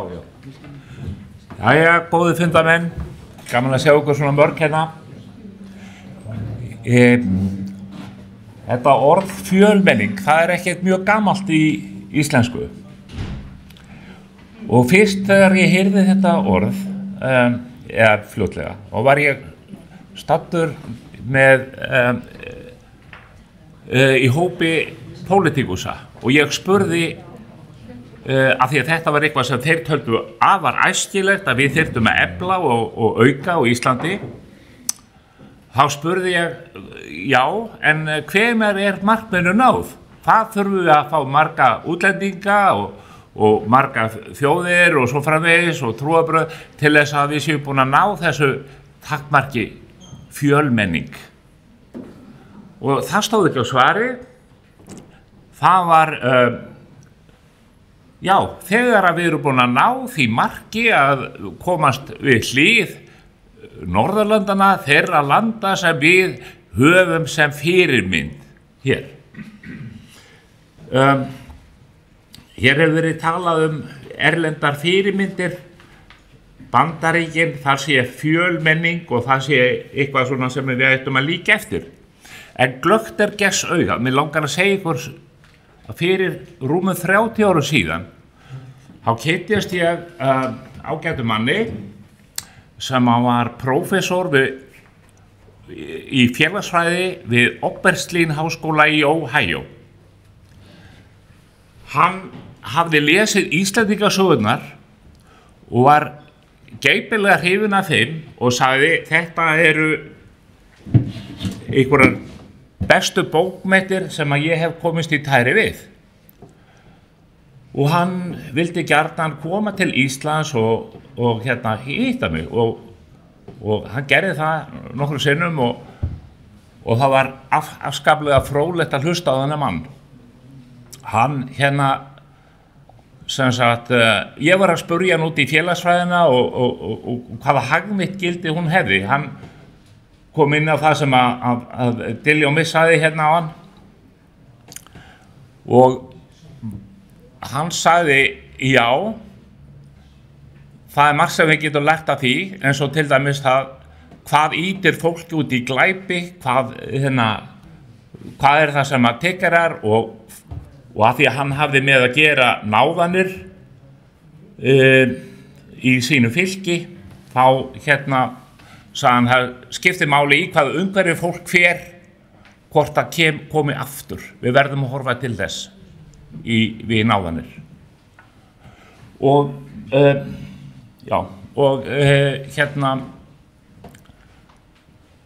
og hann sagði, mig langar að flytja til Íslands vegna þess að þið eru með svo einsleitt samfélag, þar hér hjá ykkur mjög lág glæpatíðni, miklu lægri heldur en í Bandaríkjunum. Og ég spurði af hverju, svarið augljósaðan. Það eru margar rannsóknir sem liggja fyrir því að það sem að þú hrúar saman mörgum þjóðernum í eitt hverfi, það miklu minni samheldni. Horfðu til Vestmannaeyjagosið sagðan og hamfarana sem hafa orðið á Íslandi sýna það að lítil samfélög standa saman. Það límið sterkt. Það ekki sterkt það sem í fjölmenningarsamfélögum og það skiptir ekki máli á hvaða kynþætti fólki eða hverra trúar það Ef að það býr með sínum og nálægt sínum þá eru miklu minni líkur og það leiðist út í afbrot og lausung. Af því að samfélagi stendur með þeim og þau standa með samfélaginu. Þá vantar þessa hugsun hjá okkur. Við erum bara að viljum elta löndin sem að við eigum að bera okkur sama við af hverju veit enginn. Allra síst þessi predika. Engin rök. Mér langaði að koma þessu á framfæri frá vini mínu sem látin, Professor Lauren Starr. Mér finnst þetta erindi við fundið, takk okkur kærlega fyrir.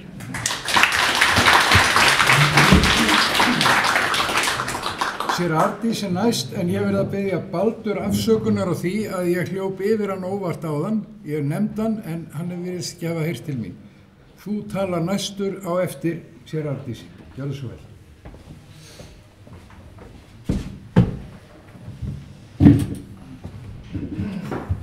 Það svona pallur eins og fyrir litlu börni hérna.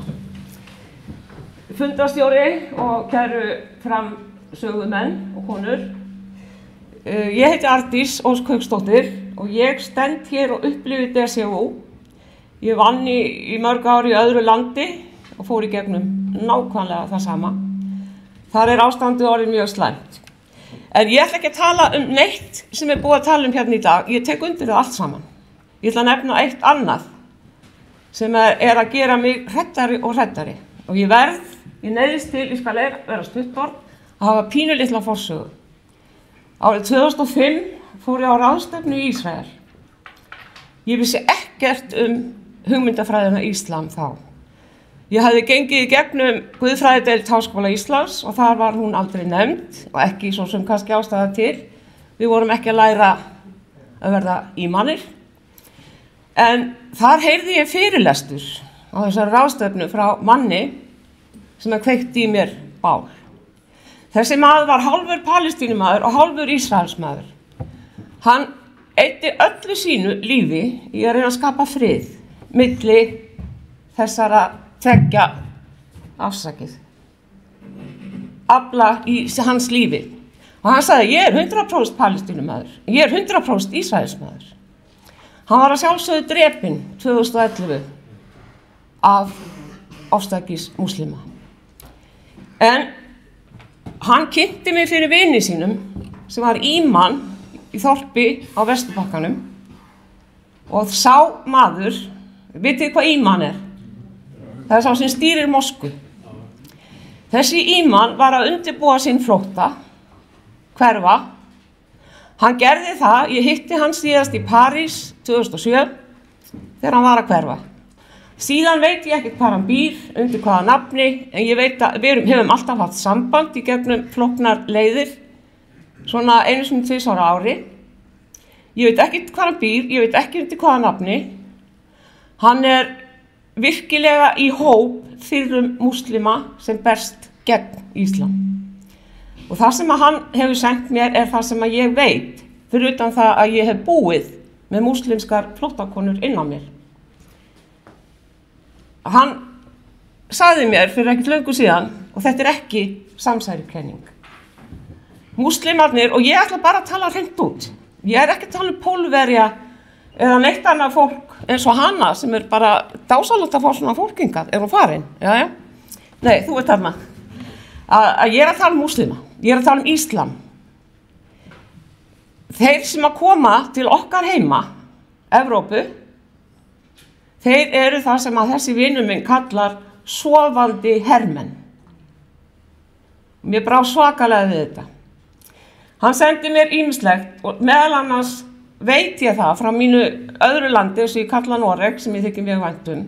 Allar, og ég endurtek allar, innrásir lögreglu í moskur í Noregi hefur fundist stór opnabúr. Hann segir, þetta eru sofandi hermenn og Guð hjálp okkur eða ykkur þegar þið verða vaktir. Ég er alveg að hætta, 1 sekúnda eftir. Þetta er bara hvítt. Bara rauð. En já, mér langar að spyrja hann Diljá, sem situr á þingi, hefur þú heyrt um þetta? Í öðru lagi fór ég pínu að skoða þetta, ég hafði sambandi fyrir ráðherra í Noregi, sem ég þekki vel. Hann er að vísu farin út úr ríkisstjórninni með Centrum, eða Miðflokknum. Hann staðfesti þetta. Í Svíþjóð vita þetta margir og þar er herinn tilbúinn. Hugsið ykkur ef að þessir hermenn verða vaktir. Hugsið börnin okkar. Það er ekkert lengur sem heitir að vilja, það er bara að gera.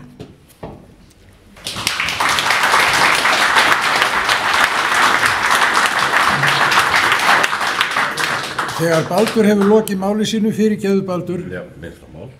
Þegar Baldur hefur lokið máli sínu, loka í mælindaskrá, en ég verð að vera mjög strangur á tímanum núna því að frumærendur þurfa að fá möguleika á að taka til máls í lokin. Ég bið mennum að gefa sig fram ef þeim er mjög mikið mál á meðan Baldur talar. Gjörðu svo vel, Baldur. Já, kæru fundagestir, gaman að sjá okkur hérna í dag og vel mætt. Ég ætla nú að byrja á að fría Geir Voga, hann er saklaus. Halldór vinur minn spratt á lappir og hendi sér í pottinu þegar hann nefndi mig. Þannig að sér að Geir er blásaklaus á málinu. Það er alltaf gaman að heyra í Halldóri, hann er í fínu lagi. Ég hef svolítið gaman að því að vera svona aftarlega á mælendaskrá því að nú er allir orðið bugaðir hérna inni. Það er búið að telja upp öll vandamál eins og við þekkjum. Kemur þá ekki eitthvað sköllóttur úr Úlfarsárdalnum, Sveðjudalnum svo kallað, með einfaldar lausn og leiðarvísi fyrir viðstatta þingmenn til dæmis. Og það er að það er til mjög einföld lausn á þessu vandamáli öllu saman sem að við félagarnir, ég og Sigfús Aðalsteinsson og okkar góða fólk í Ísland þvert á flokka höfum verið að leggja fram á fundum okkar í sumar en engin þingmaður hefur heyrt af því að það hefur engin þeirra mætt þráttur það hefur verið boðið. Lausnin er eftirfarandi, númer 1. Við lokun landamærunum tökum upp innra landamæri eftir að hætti fjöldamargra annarra evrópskara þjóða. Þannig náum við fullri stjórn á landamærunum málið afgreitt. Númer 2.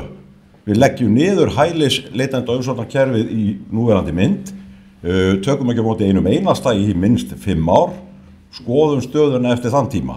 Þá er það vandamál frá.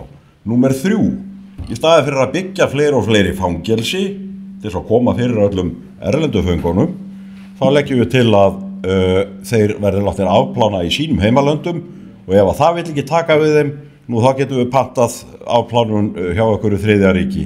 Við ætlum ekki að auka úrval glæpamennskunum á Íslandi með að blanda hér inn fjölmenningar glæpamönnum, heldur alltaf að loka fyrir þetta með þessum hætti. Fjármögnunum á þessu öllu saman, ég ætla ekki að gleyma fjölskyldu sameiningu. Það þarf ekkert DNA af því að það verða engar fjölskyldu sameiningar samhliða því að við leggjum niður hælisleitenda kerfið. Ef það verður einhvern veginn að tekið upp aftur, þá sækir erlendis frá. Ólafur mætti hjá okkur einu sinni og ég heyrði að hann hlustaði, því að hann kom svolítið inn á það mál áðan, og þú sækir erlendis frá. Þú kemur ekki til Íslands og sækir hæli. Þú gera erlendis frá, skilar inn alls konar gögnum og allt það. Þetta er ekki flókið, þetta eru 3 litlir punktar sem ég er búin að nefna. Og þá spyr ég sjálfa mig, hvernig má það vera? Við erum að tala lög sem var ákveðið að ráðast í breytingar á útlendingalög 2014-15 hjá ríkisstjórn þáverandi og var síðan samþykkt á vordögum 2016. Og flokkandi sem koma að öllu þessu bygsi síðan eru bara stutt og laggott nákvæmlega allir flokkar sem eru á Alþingi í dag. Hver einn og einasti. Og við setjum félagarnir í góðu veðri yfirleitt á Austurvelli með fullt af góðu fólki, ekki 50 til 100 manns, á fyrsta fundin hjá okkur mættu 1000 manns, 1500 til 2000 á báða seinni fundina. En eins og við erum meðhandlaðir svolítið eins og Trump, hann mætti enginn. En það er svolítið gaman að því. Munið þetta bara, lausnin er einföld og ég spyr, er Sjálfstæðisflokkurinn reiðubúinn að kúvenda seglum í þessu máli og öðlast aftur trú og traust kjósenda? Ef að það er ekki, þá verðum við Sigfús kannski að gera það sem okkur langar ekkert að gera, eins og Ólaf kom inn á, stofna málfundarfélag og það leiðir eitt og annað af þess. Takk fyrir mig. Takk.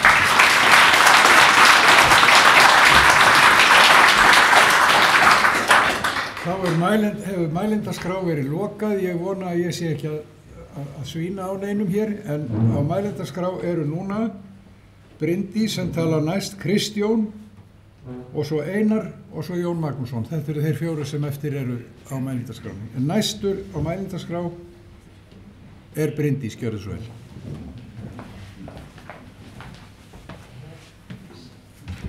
Sælverði og takk fyrir þennan góða fund, allir sem hafa komið hérna og talað.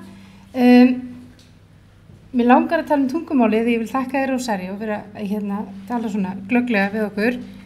Ég á fullt af vinum sem eru útlendingar og ég á fullt af vinum sem tala íslensku við mig en eru ekki fæddir á Íslandi. Og mér finnst það ótrúlega skemmtilegt vegna þess að tungumálið mitt verður, ég upplifi það hvað það er skýrt. Og þetta er eiginlega, kosturinn við íslenskuna er hvað hún er gegnsæ. Ég var að reyna að útskýra þetta fyrir útlendingum þegar ég var unglingur og ég sagði Icelandic is very see-throughable. Þeir skildi ekkert hvað ég var að meina. Og þá áttaði ég mig á því að þú þarft að grípa í einhverja aðra menningu ef þú ætlar að tala á ensku. Enska er náttúrulega frábært tungumál líka ef maður er svolítið flóknar að skilja. Það sem ég vil segja er að núna undanfarið þá hefur borið á því að það er mjög mikill orðaforði sem er alveg splunkunýr í íslensku og kannski ekki verið gerður mjög glögglega grein fyrir honum. Nú er það til dæmis partur af lögunum okkar að við þurfum að bregðast við einhver sem heitir hatursorðræða. Þegar ég heyrði þetta orð fyrst þá var ég bangin. Ég var bara eins og lost in gungni. Ég breyttist í gungu. Af því að mér finnst þetta svo svakalegt orð, hatursorðræða. Og mér finnst svakalegt að það skulle verið að segja við fólk sem er að opna munnin sinn og reyna að tjá það sem að þið sjáu að ég er stressuð sko. Þetta er flókið að tala í hópi og að standa á skoðunni sinni og að segja við fólk að það sé að fara með hatursorðræðu, það er ekki til að auðvelda samtal eða hvað. Allra síst þegar hatursorðræða er farin að varða við lög. Þetta er eitthvað sem við þurfum að athuga dálítið vel. Annað orð sem að ég tek eftir að dálítið flókið og splunkunýtt, það orðið inngilding. Maður ekki fínn nema maður kunni að beita því. Ég þekki samt engan sem veit nákvæmlega hvað það snýst. Þetta eitt af þessum nýjarða flaumi sem að Íslendingar eiga verið búin að tileinka sér. Það vill enginn viðurkenna vitleysuna að vita ekki hvað inngilding Rétt upp hönd sem gæti skilgreitt þetta. Takk fyrir. Ég á bara punktinn minn eftir og það það að ég var hluti af fyrirlestur hjá Ungmennafélagi Íslands eða fulltrúum frá Ungmennafélagi Íslands og þar var verið að tala þetta. Vandamálið sem að þeir áskorun fyrir þá að þeir vilja fá unglinga af erlendum uppruna inn í íþróttastarfi. Það mikilvægt svo að þeir blandist samfélaginu. En hvorki foreldrarnir né unglingarnir tala tungumálið. Og hvernig á að bregðast við því? Jú, með inngildingu. Og í hverju felst inngildingin? Við verðum að hafa íþróttastarfið á ensku.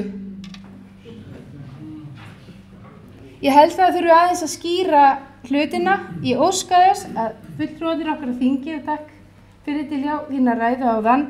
Ég óska þess að svona ný lögorð og stjórnsýslutal verði gert aðgengilegt og skýrt svona see-throughable, þið vitið.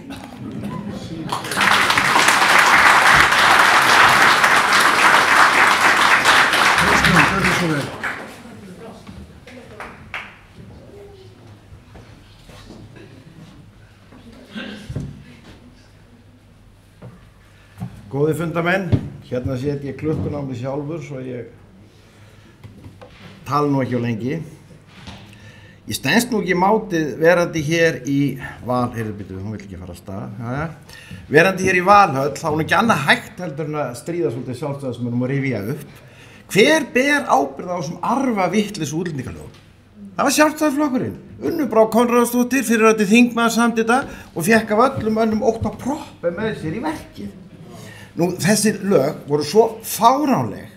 Ég margskrifaði þetta á Facebook, kom þessum framfæri. Ég spurði nokkra þingmenn, af hverju samþyktu þið þetta? Viti ekki hvað það kalli yfir ykkur? Og svarið sem ég fékk frá þeim öllum, við verðum að gera þetta því annars verðum við stimplaði rasistar. Landsfundur Sjálfstæðisflokksins 2016, þá voru Jón Magnússon og fleiri að reyna að koma fít í málið. Þá fóru ungar sjálfstæðisdömur upp á borð sem seinna urðu ráðherrar og görguðu á þá. Þannig að Sjálfstæðisflokkurinn þarf virkilega að taka til hjá sér. Því að Sjálfstæðisflokkurinn stundum meira vók en samfó, þá mikið sagt. Næsta mál.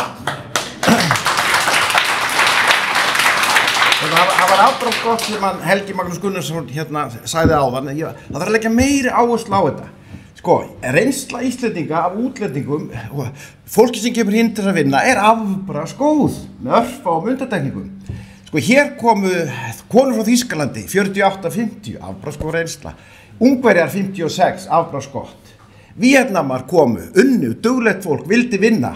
Nú hér var aðeins fyrir fjallað eitt. Vandinn hér ekki að hér komi útlendingar og við eigum ekki að falla í þessa gryfju að láta vinstrilingana stimpla þetta, ert þú á móti útlendingum? Nei, ég elska útlendinga, ég vil útlendinga, ég vil duglegt fólk. Frábært var fólk sem lærir íslensku duglegt fólk. En við viljum ekki hugmyndafræði sem getur aldrei aðlagast okkur. Hér á landi búið að flytja inn á 400 virka baráttumenn frá Palestínu. Þaraf hér á landi, þetta skelfileg staðreynd sem ég að fara að segja núna, takið eftir þessu.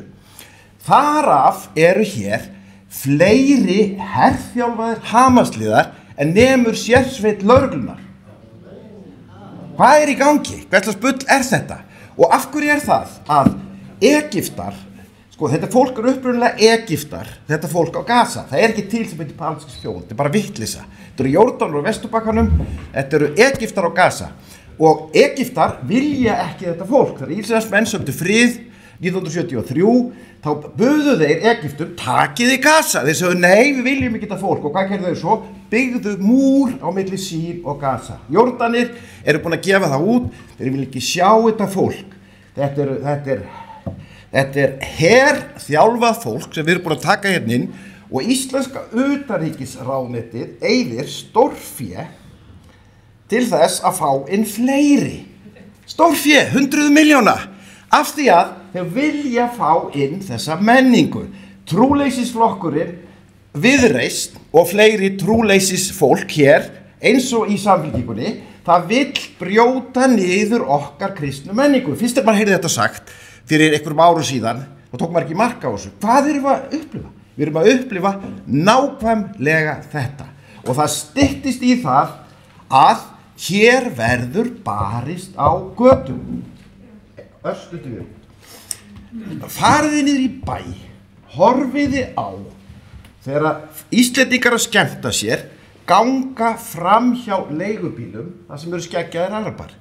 Fólkið ekki aðeins sleppir því að taka þá, það lítur inn með hatursögnar á því á það. Hvað er verið að búa til?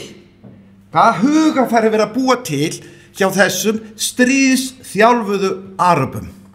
Heimskan í íslensku utanríkismálum er svo yfirgengileg. Nú erum við búin að koma okkur í þá stöðu að vinið þjóð okkar til áratuga er orðin óvinið þjóð okkar.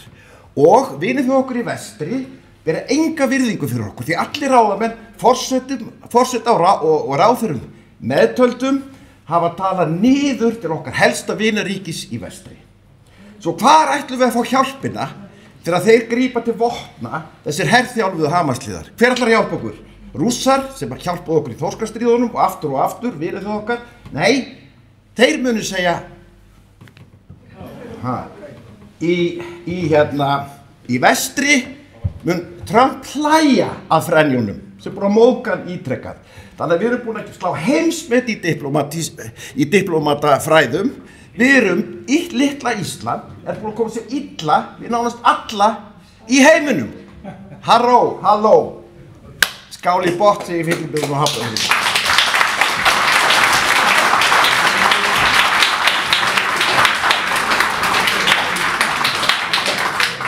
Hér á mælingaskrá Einar og svo Jón Magnússon og við verðum að reyna að ljúka þessu fyrir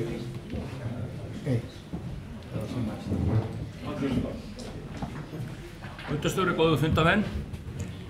Ég ætla nú að aðalega ávarpan það sem að áhyggjur Valdimars hér sem framkom áður.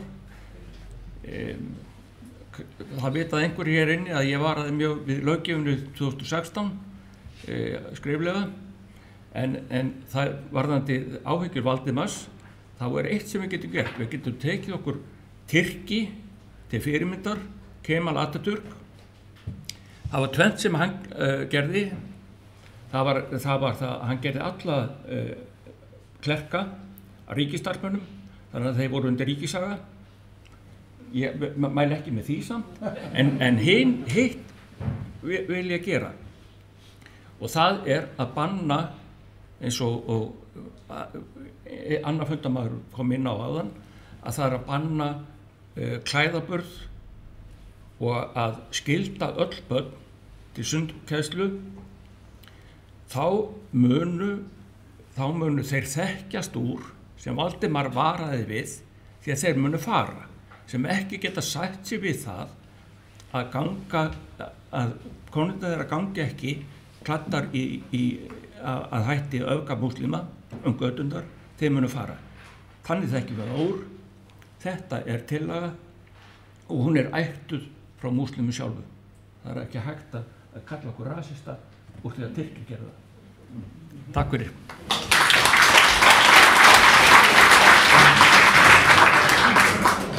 Þegar Jón Magnússon hefur lokið máli sínu þá fá frummælendur orðið í sömu röð og þeir töluðu hér áður.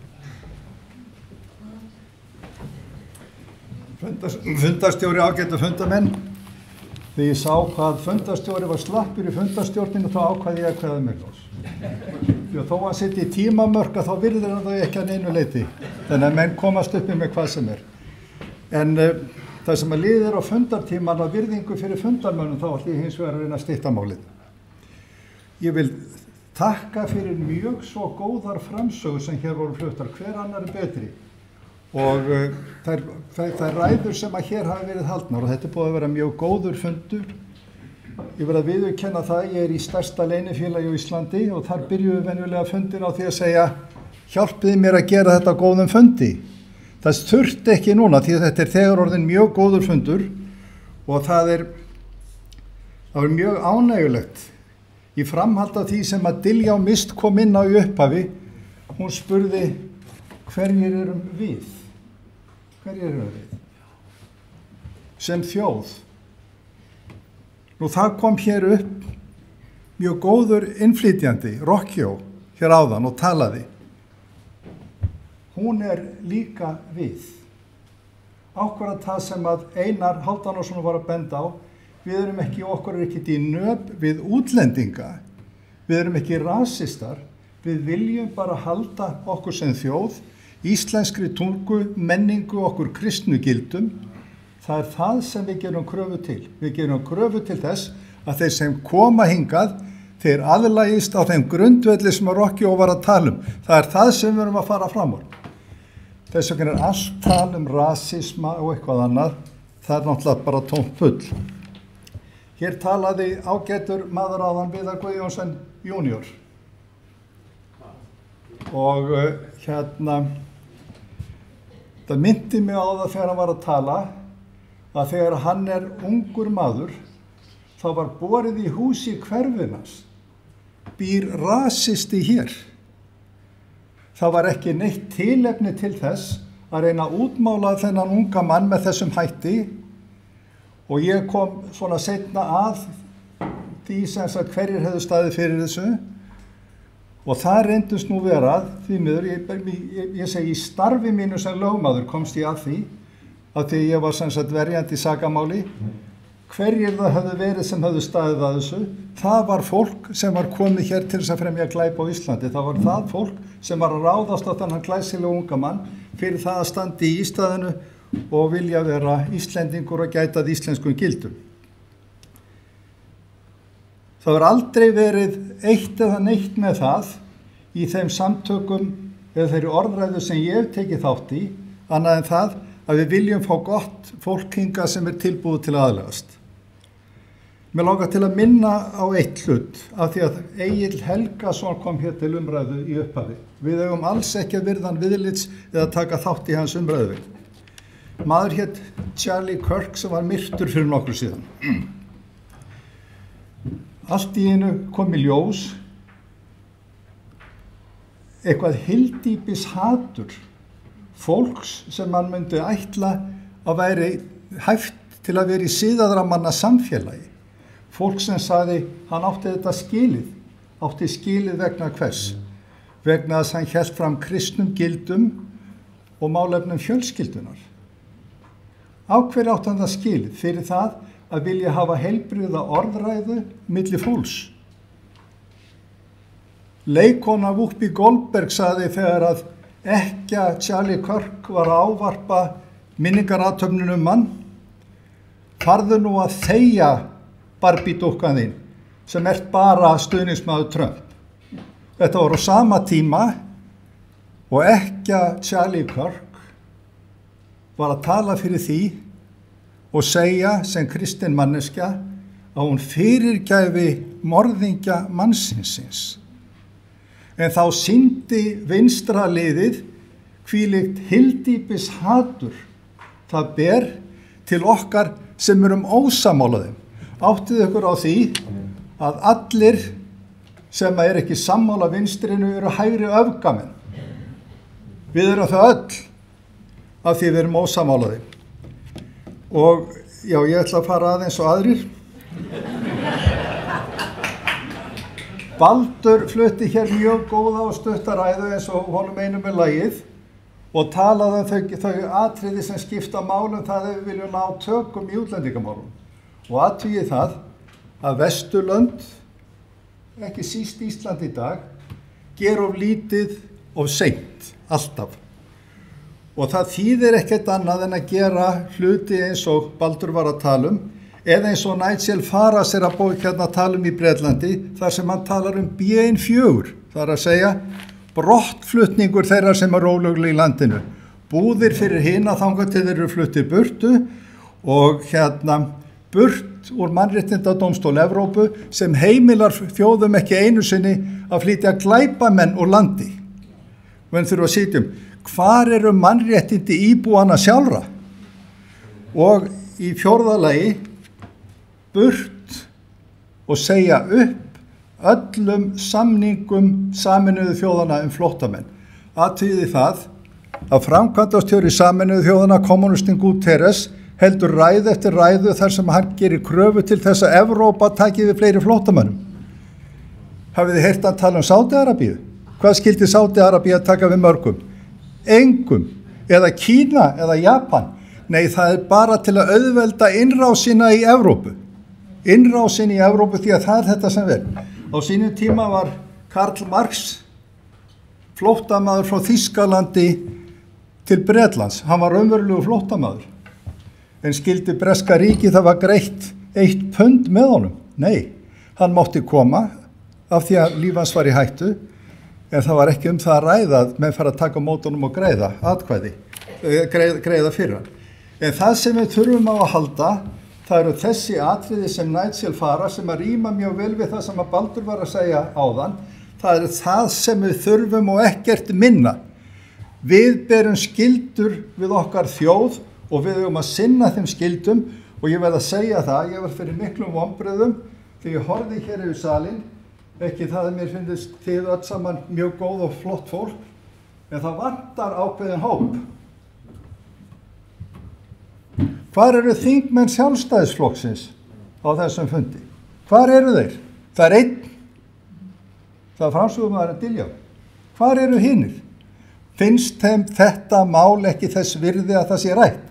Og þá kem ég að því sem Halldór bent á áðan og reyndar Baldur koma líka. Þjóðin verður að eiga valkost í næstu kosningum þar sem að stjórnmálaafl eða stjórnmálaöfl setja það sem mál númer 1 að við ætlum að loka landinu fyrir fólk sem á ekki heima á Íslandi. Þakka fyrir.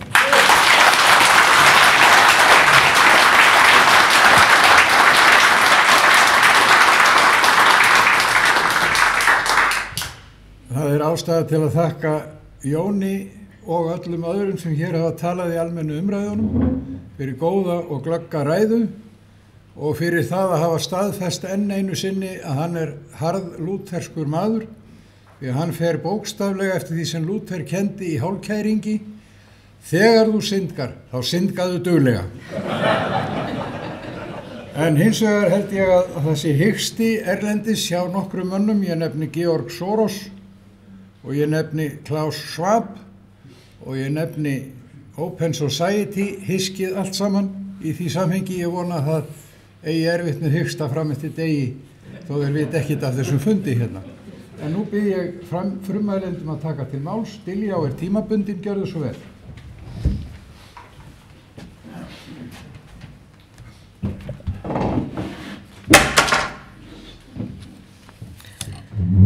Já, takk kærlega fyrir góðan fund og hreinskiptar umræður. Ég ætla að byrja því að afsaka mig fyrir það að ég þarf að laupa út að fundi loknum innarskiptingu í barnapössun á börnunum mínum.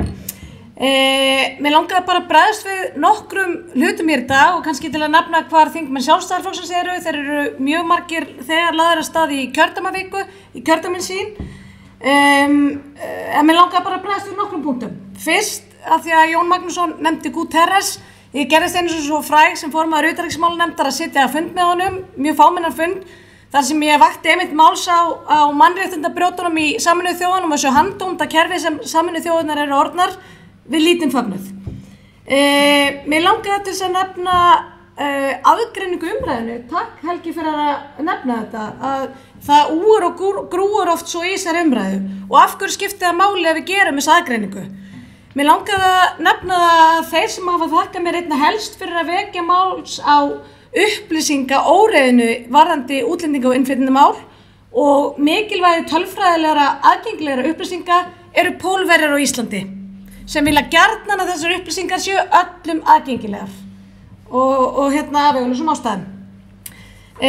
Mér langaði líka til þess að nefna ein rök sem að var aðeins komið inn á hérna áðan varðandi fólk sem heldur því statt og stöðut fram að okkur beri skylda til þess að gera á eitt og annað fyrir þá sem að hinga koma af því að það sé siðferðislega skylda okkur vísi að vel kristin gildi.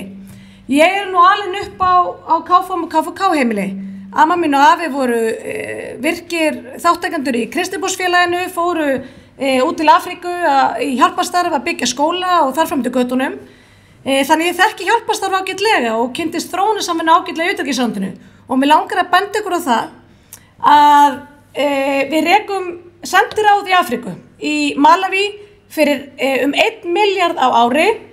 Það sendiráð þjónustar 500.000 manna. 500.000 manna. Þannig að þeir sem að vilja halda því fram að við eigum að gera það forgangsmáli að hjálpa hér stöku fullorðna karlmanni sem að næra að komast hingað til lands og veita honum bestu mögulegu þjónustu að það sé kristilegu kærleikur og best nýting á skattfé. Ég er því bara hjartanlega ósammála og það er ekki að því að mér skorti kristilegan kærleik eða kristilegt uppeldi. Og þar komum við líka inn á málefni hælisleitenda og kvótaflóttamanna, það var líka nefnt hér áðan. Ég hef lagt á það þunga áherslu að ef okkur langar til að leggja mörkum til þessa kerfis, þá eigum við að gera það í formi kvótaflóttamanna sem er miklu betri nýting á skattfé. Að lokum langar mig til þess að segja, að því að hér kom upp guðfaðir fólksins og þakkaði öðrum frummælendum fyrir en ekki mér. Ég virðist að hafa komið eitthvað illa við hann og ég skil það vel. Það eru þungir tímar örugglega fyrir þá sem að bera einhverja pólitíska ábyrgð á flokki fólksins. Flokki sem að var ekki fyrir sestur í valdastólinn en að maður búin að svíkja öll sín kosningaloforð og gildi, flokk sem er að standa fyrir leiðinni og vegferðinni inn í Evrópusambandið af öllum félagsskap og flokki sem að hefur gert svo frægur að gerast enn eitt hjólið undir sértrúarsöfnuðin sem að stjórnar hérna Reykjavíkurborg. Ég skil að þetta sé viðkvæmt umræðefni.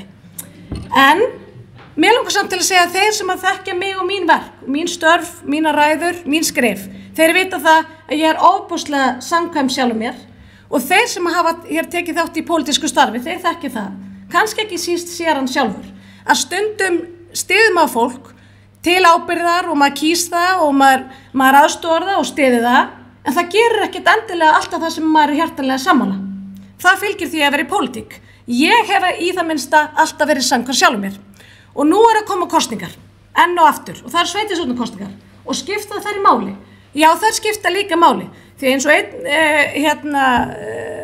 fundargesta kom inn á hérna áðan, þá skiptir líka máli hvað sveitarfélögin er að gera. Hvað við erum að gera í menntakerfinu, hvað fjárhagsaðstoð við erum að veita erlendu ríkisborgum og svo framvegis. Mín sýn er svo að við eigum ekki að hlaupa til við enn eitt eldhúsborðið og stofna nýjan flokk. Og hér hafa fleiri komið inn á það, fólk sem að kannski gjarnan fer á milli flokka eða leita sér nýjum félagsskap. Ég er bara ekki þeirra skoðunar. Ég er þeirra skoðunar að við sem að hinga mætum og þeir sem að deila ákveðinni sín og ákveðnum skoðunum, að þeir ættu að reyna eftir fremsta megni að hafa mikil áhrif og beita þrýstingi inn í meðal annars inn í rótgrónum flokki eins og Sjálfstæðisflokkurinn er. Það hef ég gert og það mun ég áfram gera og þakka fyrir mig.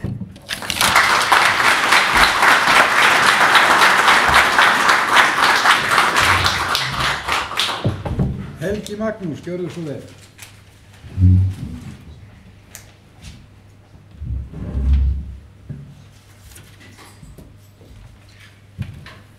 Sjá hvað ég er alveg stór.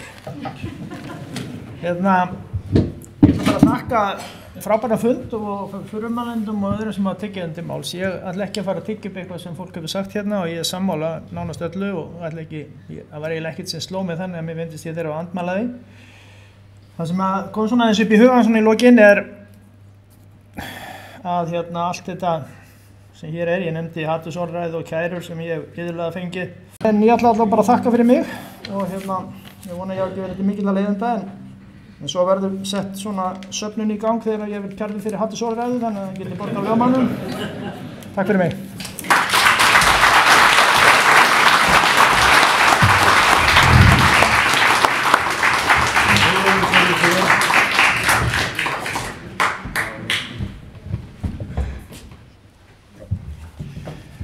fundastjóri og ágætu fundamenn, ég hef notið þess að vera hérna á þessu fundi og ég ætla að lefa mér að segja það að ég naut þess að hlusta á Helga Magnús og hana Dilja Mist og ykkur öll, sílikt mannvit sem hér saman komið, afsakið.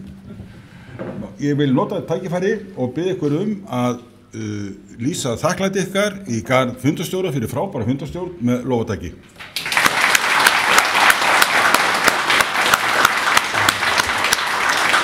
Og af því að það var auglýst eftir þingmönnum, þá vil ég vekja athygli á því að hér staddur fyrir utan framsögumannin góða sem hann Dilja á, að hér nú staddur minn kæri vinur Karl Gauti Hjaltason. Hann þingmaður Miðflokksins, hann sjálfstæðismaður eins og ég, en hann á þingi fyrir Miðflokkinn. Reyndar það svo að Miðflokkurinn eini flokkurinn á Alþingi sem sýnist hafa stefnu sem eitthvað í átt við sjálfstæðisstefnuna. Hann eini flokkurinn sem sýnist hafa einhverja buðu til þess að fylgja þeirri ágætu og reyndar frábæru stjórnmálastefnu sem sjálfstæðisstefnan Ég ætlaði bara að nefna hérna 2 atriði efnislega, fyrir utan þetta sem ég búin að segja. Það annars vegar að þá vil ég taka upp þráðinn frá því sem Valdimar og Ásta og fleiri voru hérna með, varðandi Íslam. Sko, hér ákveðin sturlun í gangi. Við erum eina landið sem vitað sem að taka við fólki frá því sem kallað Palestína. Það bara enginn að því, nema við. Og þetta náttúrulega ekkert annað en sturlun. Áttum okkur á því sem hér hefur verið sagt svo skýrt. Þetta fólk í allt öðrum hugmyndaheimi heldur en við og það býr við allt önnur gildi. Það virðir ekki þau grundvallargildi sem við leggjum upp úr, sem náttúrulega lýðræðishugsjónin, jafnrétti karla og kvenna og allt saman, þetta málfrelsið. Þetta bara ekkert atriði fyrir þessu fólki og við eigum ekkert að sækjast eftir því að sækja þetta fólk. Annað dæmi svona sturlun þegar það var sendt flugvél eftir einhverjum albönnum og svo fréttum maður að því að einn þessara aðila hefði orðið hér æðsti fóringi albönsku mafíunnar. En eins og þið vitið að þá hér 15 eða 20 mafíur og þær eiga það alla sameiginlegt að óttast ekkert meira heldur en þá albönsku, en það vegna þess að það mannslífið minnst metið, eins og dæmin sanna meðal annars í Rauðagerði sem ekki langt héðan frá. Ég gerði það umræðefni hérna áðan í ræðu minni að það afl atkvæðisins. Leyfið mér að taka örf á dæmi, herra fundastjóri. Donald Trump, hann forseti Bandaríkjanna og fékk yfirburðakosningu, eitt af hans 3 aðalmálum, það var að loka suður landamærum Bandaríkjanna. Hann búinn að vera í embætti nokkra mánuði, hann búinn að því. Það ekki einn innflytjandi sem kemur þar í gegn núna, ekki einn. Nigel Farage komin í stellingar til þess að verða forsætisráðherra Breta, það út á útlendingapólitík. Mette Frederiksen á sínu 7. ári sem forsætisráðherra Danmerkur, farsæll stjórnmálamaður, mikilsmetinn og virt útlendingapólitík. Hvað gerði íslenska þjóðin í síðustu kosningum? Hún tók þá 2 flokka sem höfðu öfgafyllstu stefnuna í útlendingamálum, VG og Pírata, og sendi þá út af þingi. Hún rak þau út úr húsinu. Það það sami svo að það hefur verið sendið lögreglumenn niður á þing og leitt þetta fólk út. Það sama. Þjóðin, takið eftir þessu, í 6 kjördæmum, alveg systematískt, rak þetta fólk út af þingi, rak þessa flokk út af þingi og veiklaði þá flokka sem illa hefðu dugað í þessum málaflokki, þar á meðal Sjálfstæðisflokkinn og Framsóknarflokkinn, þannig að þessi flokkar ekki nema svipur hjá sjón. Þjóðin einbeitt og ákveðin í því sem hún gerir og ég segi við ykkur, við getum ekki tekið á áhættu að það verði hér annað kjörtímabil að loknu þessu sem einkennist af dugleysi í þessu málaflokki. Við getum ekki tekið þá áhættu. Við getum það ekki. Við eigum þetta land, við eigum okkar íslensku, kristnu menningu, þakka öllum þeim sem hafa lagt á það áherslu hér. Við eigum okkar sögu og við eigum okkar tungu. Þetta þess virði að þetta sé varið og við verðum að verja þetta. Við verðum að stilla því þannig til í aðdraganda næstu kosninga að ef að það verður ekki algjör bragarbót varðandi stefnumörkun hjá þeim flokkum sem eru núna þegar á þingi, að þá verður að koma til nýtt afl hérna. Þetta yrðu landvarnarmenn hinnir nýju og ég segir ykkur, kæru fundamenn, við munum vinna.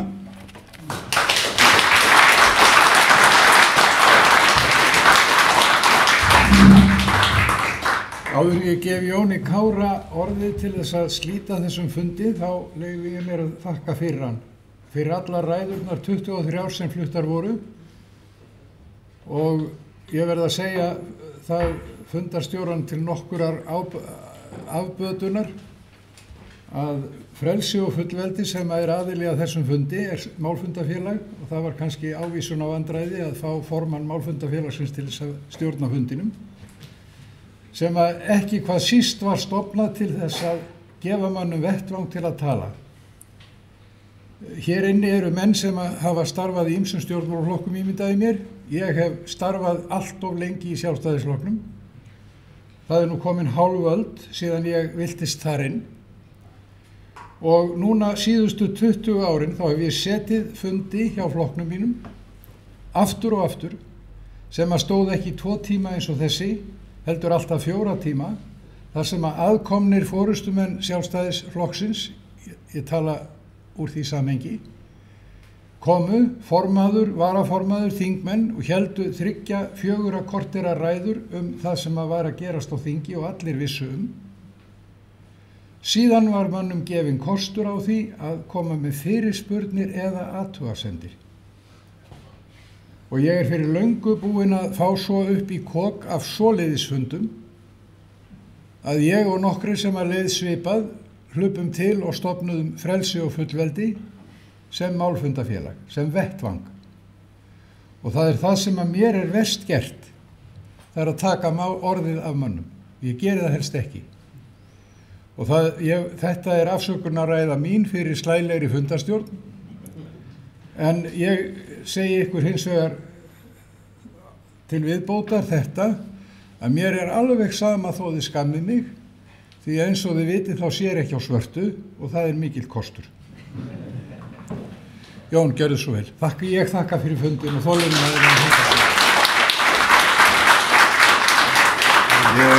Ég þakka Geir innilega fyrir þetta. Hann verður ekkert skammaður hér. Þetta var frábær fundarstjórn bara og auðvitað eiga menn rétt á því að fá tjá sig og það held ég að menn hafi nú náð að gera það allbærilega. Við sjáum það kannski helst á því að við erum búin að vera meir en klukkutíma lengur heldur en tilstóð. Sýnir kannski hvaða vikt þetta mál hefur í hugum fólks. Og ég vil þakka framsögumönnum, þetta búið að vera ótrúlega, þessi fundur í raun og verinu alveg einstakur. Hann náttúrulega fjölmennir heldur við áttum von á og það sýnir bara hvaða vikt þetta mál hefur. Þetta og ég svo hjartanlega saman honum Ólafi að í næstu kosningum verður þjóðin að fá val, raunverulegt val. Sjálfstæðisflokkurinn hefur sofið á verðinum í þessum málum. Hann hefur bara gert það því miður og ber mikla ábyrgð á því hvernig þessum málum háttað í dag. Og ef hann ekki ætlar að hysja upp sig buxurnar í þessum efnum, að þá mun hann gjalda þess í næstu kosningum. Það alveg klárt, það alveg klingandi klárt í mínum huga að þetta eitt af stóru og sennilega stærsta máli. En félag sjálfstæðismanna fullveldismál og svo náttúrulega eins og Geir búin að minnast á málfundafélagi Frelsi og fullveldi vill þakka bara ykkur alveg sérstaklega fyrir frábæran fund og öllu því góða fólki sem komið hefur hér upp og lagt orð í belg. Ég enn og aftur þakka fyrir okkur og segi fundi slitið. Takk.